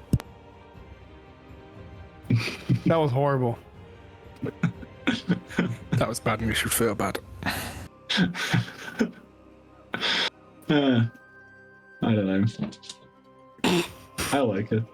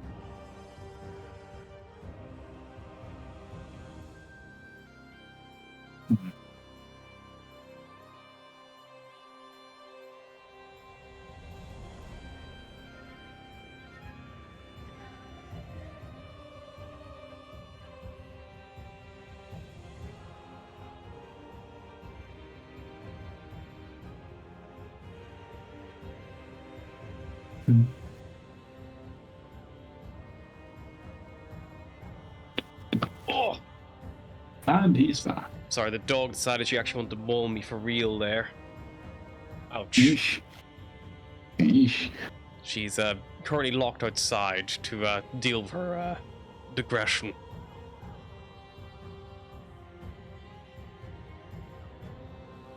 Problem with a dog that weighs 32 kilograms. Their definition of play is not easy. Especially when you yourself weigh 32 I was kilograms. gonna say you're in the same weight class, so Yeah, at least it's a fair We're fight. both, we're both featherweights, you know. But the psy crystal just gives her telepathy, so I'm not sure if that's restrictive in any kind. It's just like general telepathy. Think telepathy. You have to know a language. It doesn't technically know.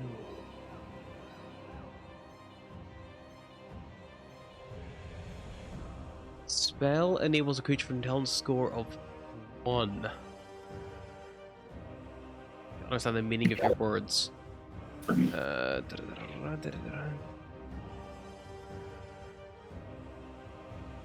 that's like the 8th level spell. But the telepathic. Yet. Hey, hang on, let me pull the old monster manual because the new one comes out soon, doesn't it? I'm not sure. So. I think it comes out very soon.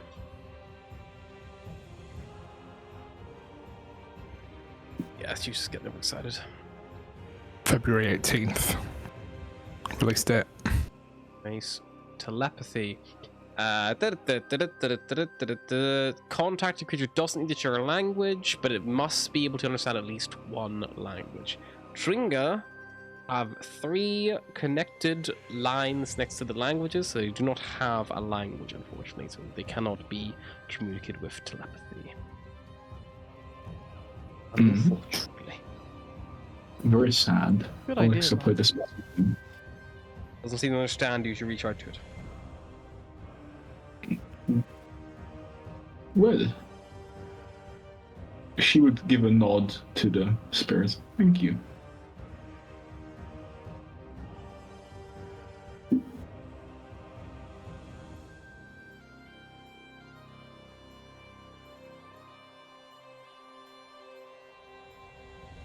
Well, I guess we'll be on our way, right? Yes. Right. Thanks for the berry and charm, weird haunted doll. The berry as well tasted quite sweet, the bit of it you did eat. Far or anything like that. Is that one of those like magic berries? Or just like a normal berry? Berry? Just normal berry. Had a magical thing in Sure. it. Oh, yeah. Keep moving. That was a nice little pleasant fella. I've seen them sometimes when I hunt. They are. Thank the gods you guys. Thank the gods you guys saw it. Otherwise, I'll probably have stepped in it. Which gods? Yeah. Well, whichever god you worship, I suppose. Hmm. Do you worship any gods? No, not really. I just live as one of nature. I've got a couple, but I don't think you're tend to meant keep to them have to myself. multiple of them. I think you're meant to just stick to the one. No, it's fine. It's all right. They all know each other, don't they? So they're all friends and that. I Right. have pretty good evidence that it's not always fine. All right, but I think mine might be a little bit different to yours. Possibly. Just Are the gods even real? That is the question. Never saw one. Well, I of mean- course, number of times I've prayed to them, and they've seen me through storms and stuff, and I'm still standing. So that doesn't actually mean nothing, now, does it? Plus, all the magic I cast comes from a god, so Well, I'm not sure how else I'm doing that. Maybe it comes from faith that you believe hard enough in something that I don't know. I have no idea how your magic works, so I'm just curious. That's all. As you guys arrive Alice back in falls Cairn, silent, her expression reading, well, now I'm not sure either. you guys fall back to Cairn. You are, greeted by the familiar sights of the little small hamlet on the actual Lackdenshire. You're reminded of the worries of the townsfolk, of the drunk speaker. Oh yeah, that lizard guy. The Dragonborn who was in a snowdrift, drunk, looking for some invisible thieves, as he was claiming. As you come back in to the town, your Frostfar expeditions. The little halfling is grateful that you managed to get her back, Perilu. She gives you a polite bow and a nod, and she wishes you all the best. But she has decided her adventuring days are done, and she is going to leave them behind. And she, she probably heads to the local tavern to begin planning out her return back to wherever it is that she does in fact call home. Yeah, unfortunately, your reward for saving her, she doesn't have anything left of her belongings. They were all taken off her by the Yetis, and or lost in the avalanches and ongoing perils of Icewind Dale. But you do know that if you can get Garrett safely back to Targos, there is a reward waiting for you for that particular mission. Garrett is also still nearly back to fighting and fit and healthy. He could probably do the journey on his own if you required him to. It is also currently around about 3 p.m. a blizzard is just beginning that you know, and you probably are going to need shelter. You would know that the Northern Light or Hook, Line, and Sinker would offer you decent shelter to weather the storm if you so wished, or you could try to go somewhere else if you wanted. Let's go to the tavern. It's going to be very cold soon, so, you know. Sorry, Sorry, Dim, I got a question. So the reward from Targos was to get this person back to safety, right? Yeah, so they didn't care about the group that he was with. He had a invested care in the group, but the reward for Targos is to get Garrett back to his husband, because Garrett was the one who the boy had come to say was in danger. And you've got Garrett, his sled dogs, your sled all back now. Cool. What I'll do is I'll ask Garrett to write a little document or something just to prove that he's back home safe. He's not staying here to go back to Targos. Garrett's gonna go back home. He's like, I'm heading back to Targos now. Oh, okay. I thought you were staying here. Okay. Is staying here to plan out her route back to normality in life. But with Maybe the rest of her group dead, she doesn't really want to keep adventuring. Okay. Maybe you want to stay with us in the tavern for a bit, you know, don't want to go riding out in a blizzard. Yeah, I mean, I wouldn't say no to that if you fancy. Oh, come on. Yeah. I think we had a drink at Hook, Line, and Sinker last time we were here. Well, that sounds like a good idea. And yeah, she was, you know. How about we just, you know, accompany Garrett to Targos and pick up our reward on the way after the blizzard? Are we not gonna go check on this dwarves equipment or whatever it was? Well, I would honestly say that tonight's weather is going to be pretty horrible, like blizzards and very cold weather. So I would probably maybe wait till tomorrow. Yeah, of course, take tomorrow. Yeah, maybe do that and then we can go to Targos. Yeah, after. Or, maybe. Oh, yes. Fair. Well, after the blizzard, it's not terribly bad. It's like after the heavy hail, it's not, you know, crazy. Well, we could wait it out and go there afterwards and do it right away. All right, let's warm ourselves up. You're also getting a bit tired as well. Like it is already 3 p.m., so yeah, probably just staying the night might not be a bad shout.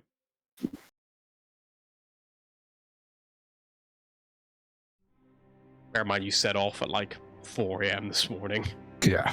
Oof. Yeah, so almost 11 hours. I'm fucking hell. Yeah, you've been like on the trek for a good while, but because of the sleds and the dogs, it doesn't take out as much for you guys. Because the time you lose with the dogs having to stop and rest, the good thing is you're not getting tired. Like that's the benefit of having the sleds. You know, you can go a bit further and push yourselves a bit more. Maybe we should just stay the night in a town. At least we know we're safe and we don't have to sleep in a Yeti cave. If you're looking to save night, Hook, Line, Sinker doesn't have any rooms, but Northern Lights, the inn, they'd have rooms there. I know the Shorehead sisters fairly well. Ali and Corey run the place. They're pretty good. All right. Well, how about we go get our room sorted, and when we go meet you up Garrett back at the Hook, Line, Sinker for a drink? Good to meet. If you want to get me a room as well, I've got a big coin left. All right, we can get you one, of course. Here, take a gold and then put it towards yours as well.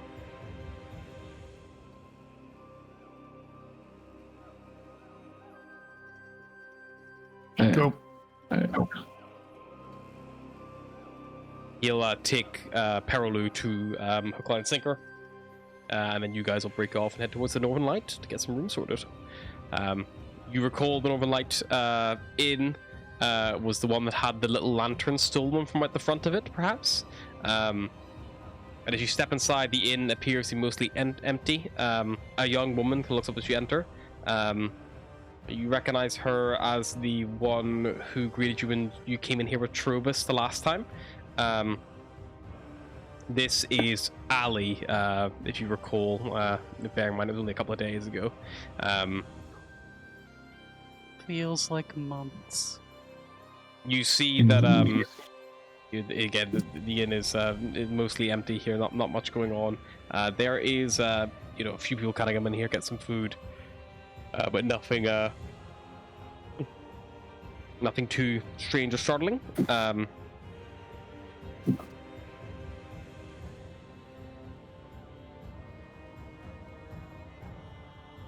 Actually, probably around this point. Did you guys? I'm pretty sure you guys came in here with Trobus before, didn't you? They outside. Can't recall. So for the benefit of you all, just enough information to this, I'm going to reread you potentially what would have happened if Trobus was here. Whenever Trobus would have first come in, Ali would have accused him of falling asleep outside again, and then told him to stop relying on the kindness of strangers. She then would have called to the kitchen to heat up something for him because he got patrolling again, and then shortly after, the kitchen door would have come open, and a stern-looking woman entered with a hot bowl of soup for Trobus, put it in front of him, and then basically said very loudly, that you guys have heard as well, that no dwarf would have done what Trobus is claiming that a dwarf would have done, because someone would have spotted them, caught them, and seems like there's something more going on. Exact words are, besides, what use do hungry dwarves have for a lantern, referring to the fact that the dwarves of the Kelvin's Cairn Valley, the Dwarven Valley, are perhaps desperate for food and ale. This is what Ali was alluding to. Again, let's say for argument's sake, Trobus is here, and they're having this discussion, and you guys get overheard, just in case it wasn't her before. It's been a month. I can't remember if I fucking gave that exposition or not, but that's what the book would want you to have. We didn't have that exposition. Yeah. So Ali and so Trobus is here. He recognizes you, gives you a little wave, and he's like asking Ali about the lantern again, and saying she has any has any suspects or anyone who had taken it, and she seems to think that it's the dwarves of the valley would have taken it, but she does say that she is a little bit like she says it makes the most sense, but even she admits it's a bit bizarre because she remarks an old saying that a quiet dwarf is an oxymoron. But then Corey from the kitchen comes out and basically claims that no dwarf would have done it because someone has spotted them, and thinks that something more is going on. It doesn't think that hungry dwarfs have any use for a lantern that changes multiple colors. So yeah, that's the kind of goings on as you come in. Good evening or good day. Hello. All right, loves. What can I do for you? Could we get some rooms, please? Two rooms for two.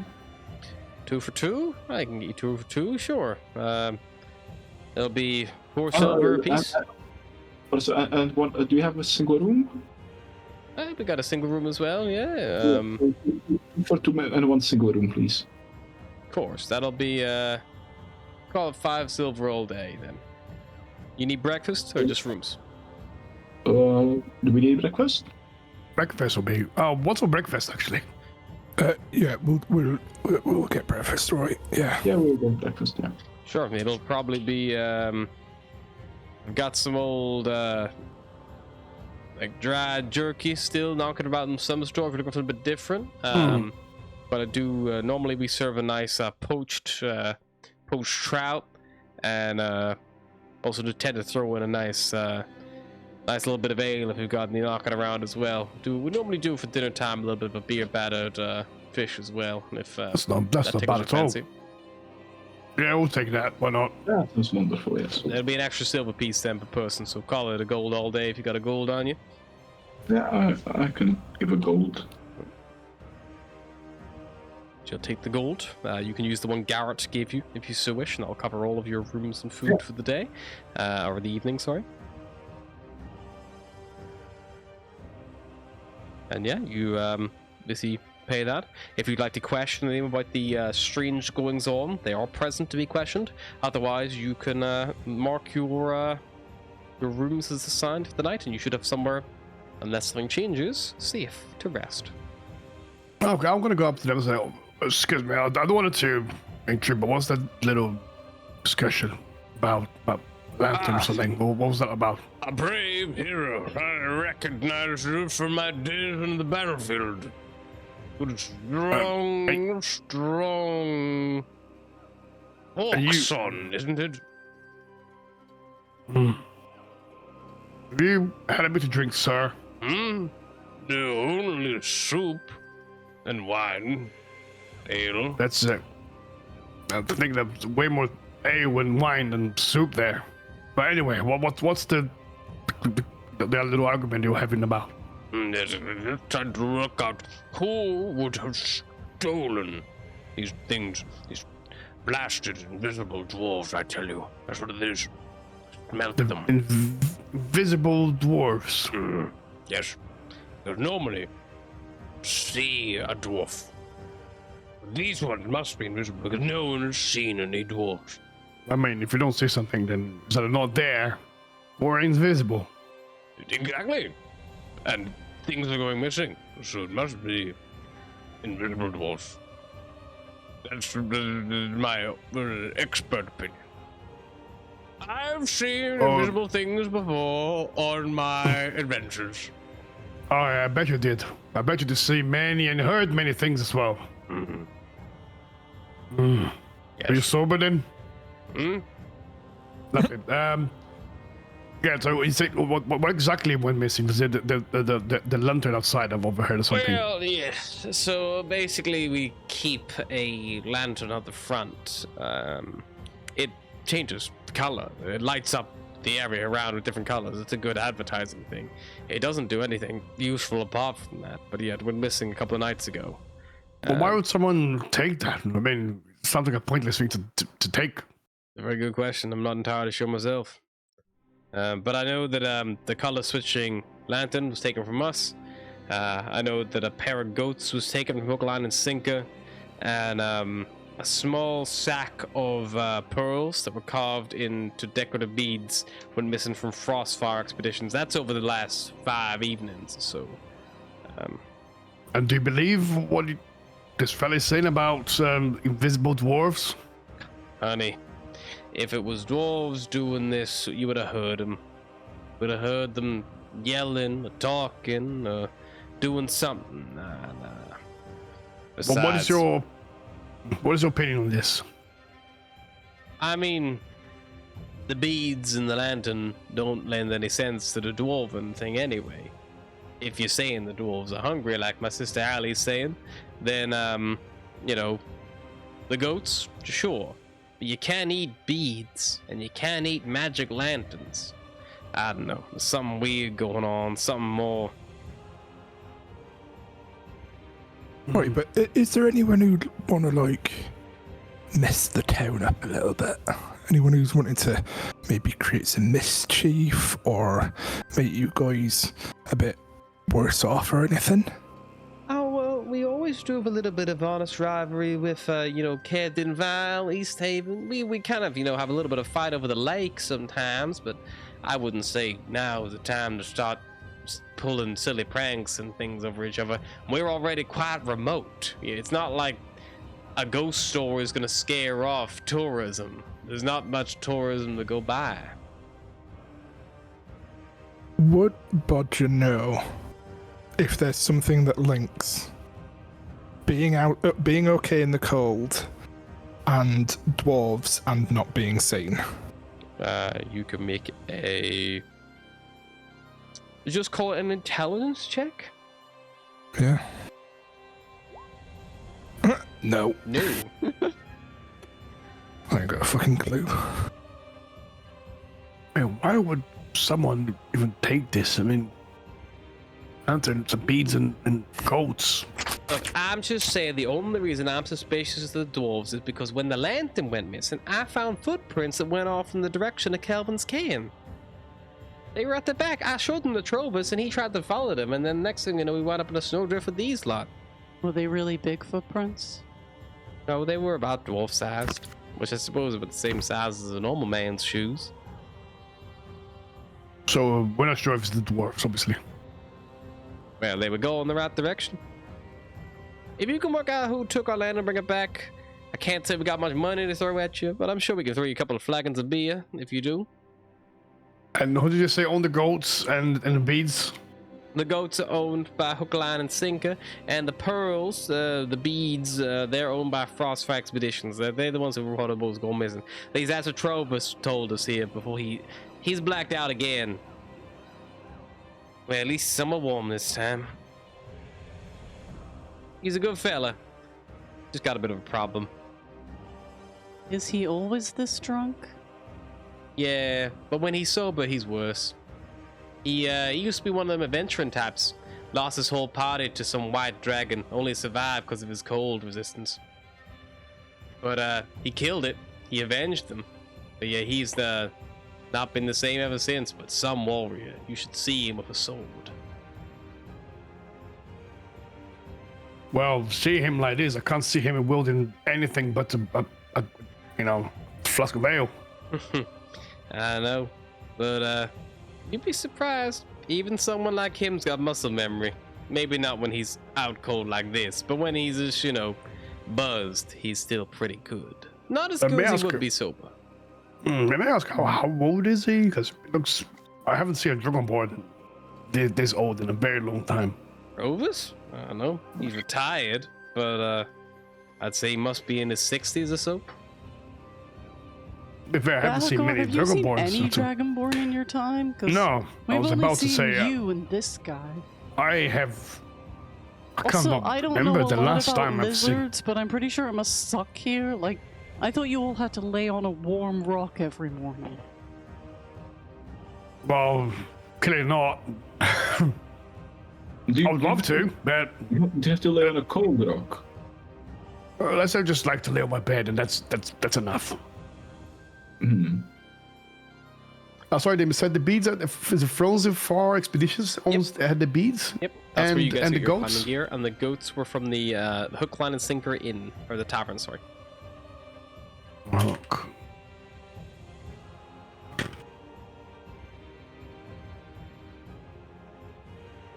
There's a map at Roll20 as well, that helps. All the things are on there. The lantern is Northern Lights, yeah. Lantern is the Northern Light, yep. That's the Northern Light. That is the because this is the most northern town, and it is actually one of the most northern buildings of all of Icewind Dale. Well, it just happened, and we're probably going to be looking for these dwarves anyway. So, if we come across these items that's gone missing, we'll surely bring them back to you. Appreciate it. Like I say, you bring us back that landing of ours, we'll probably throw you a couple of flagons of beer. We'll do right by you. It wouldn't be the same. We'd never light to be called the Northern Light. Yeah, I guess Say I that. must look for footprints. I saw footprints. If something else goes missing, look for footprints. That's why trolls assumed they were invisible. He claimed he saw the footprints being laid, but no one there. Then again, he could have just, hard to tell. Oh, All right, fair enough. Well, thank you for your time. Going through this with us. Your rooms are ready for you whenever you like, and then breakfast in the morning. Normally, I'm around from about just after 6ish or so, and we'll serve it until about just before twilight rises, just before 10ish. So you got a bit of time, but just give us a shout out on which way. We'll not let you go without. We're not gonna cut you off if you sleep in. It's no worries. fair enough. I mean, yeah, we'll go take some rest.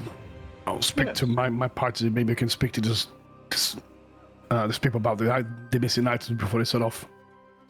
Noted. Well, would you happen to have a nice warm glass of milk by any chance? Oh, here we go. Normally, I would have pointed you towards the Hook, Line, and Sinker Tavern, because boy over there, Glenn, he kept goats, but his goats got stolen. But he would have been our go-to for milk. I've got cold milk that I have in the freezer bay out the back, but cold. it's frozen. I need to defrost it. I can put it in a pan. I'll have some of that, please. Thank you. Sure, give me a couple minutes. Well, it's fine. I mean, I'll be staying in the room with Malice as per usual, right? Yes, you have all the milk you want, Bahagor. Thank you. I will. Okay. She goes in the back. Corey, and then she comes out a little bit later. She's got a little pewter mug, and in it there is a nice cup of warm milk, recently defrosted milk. I believe Will's got a phone call to answer. That's Bahagor's a bit I think we're wanting to wrap it up at some point soon as I'm well. waiting for a moment to Could've call just it here, left but frozen, and it could have been a mini milk. yep, good then. Oh dear. But yeah, is there anything else you guys want to do this evening, or as the blizzard is wailing outside, or do you want to just let the blizzard pass you by? If the blizzard passes by, it'll probably be around 5 p.m. or so, and then it'll be just be like stormy outside. And at least that way it'll give you some time to investigate if you wanted before you bed down for the night. I think I'm good. Yeah. Okay, so yeah, you guys wait the blizzard out, and we'll pick up next time as the blizzard begins to die down. Currently inside the Northern Light Inn, drinking milk and/or other substances. And until then, we'll see you next time. Bye, bye.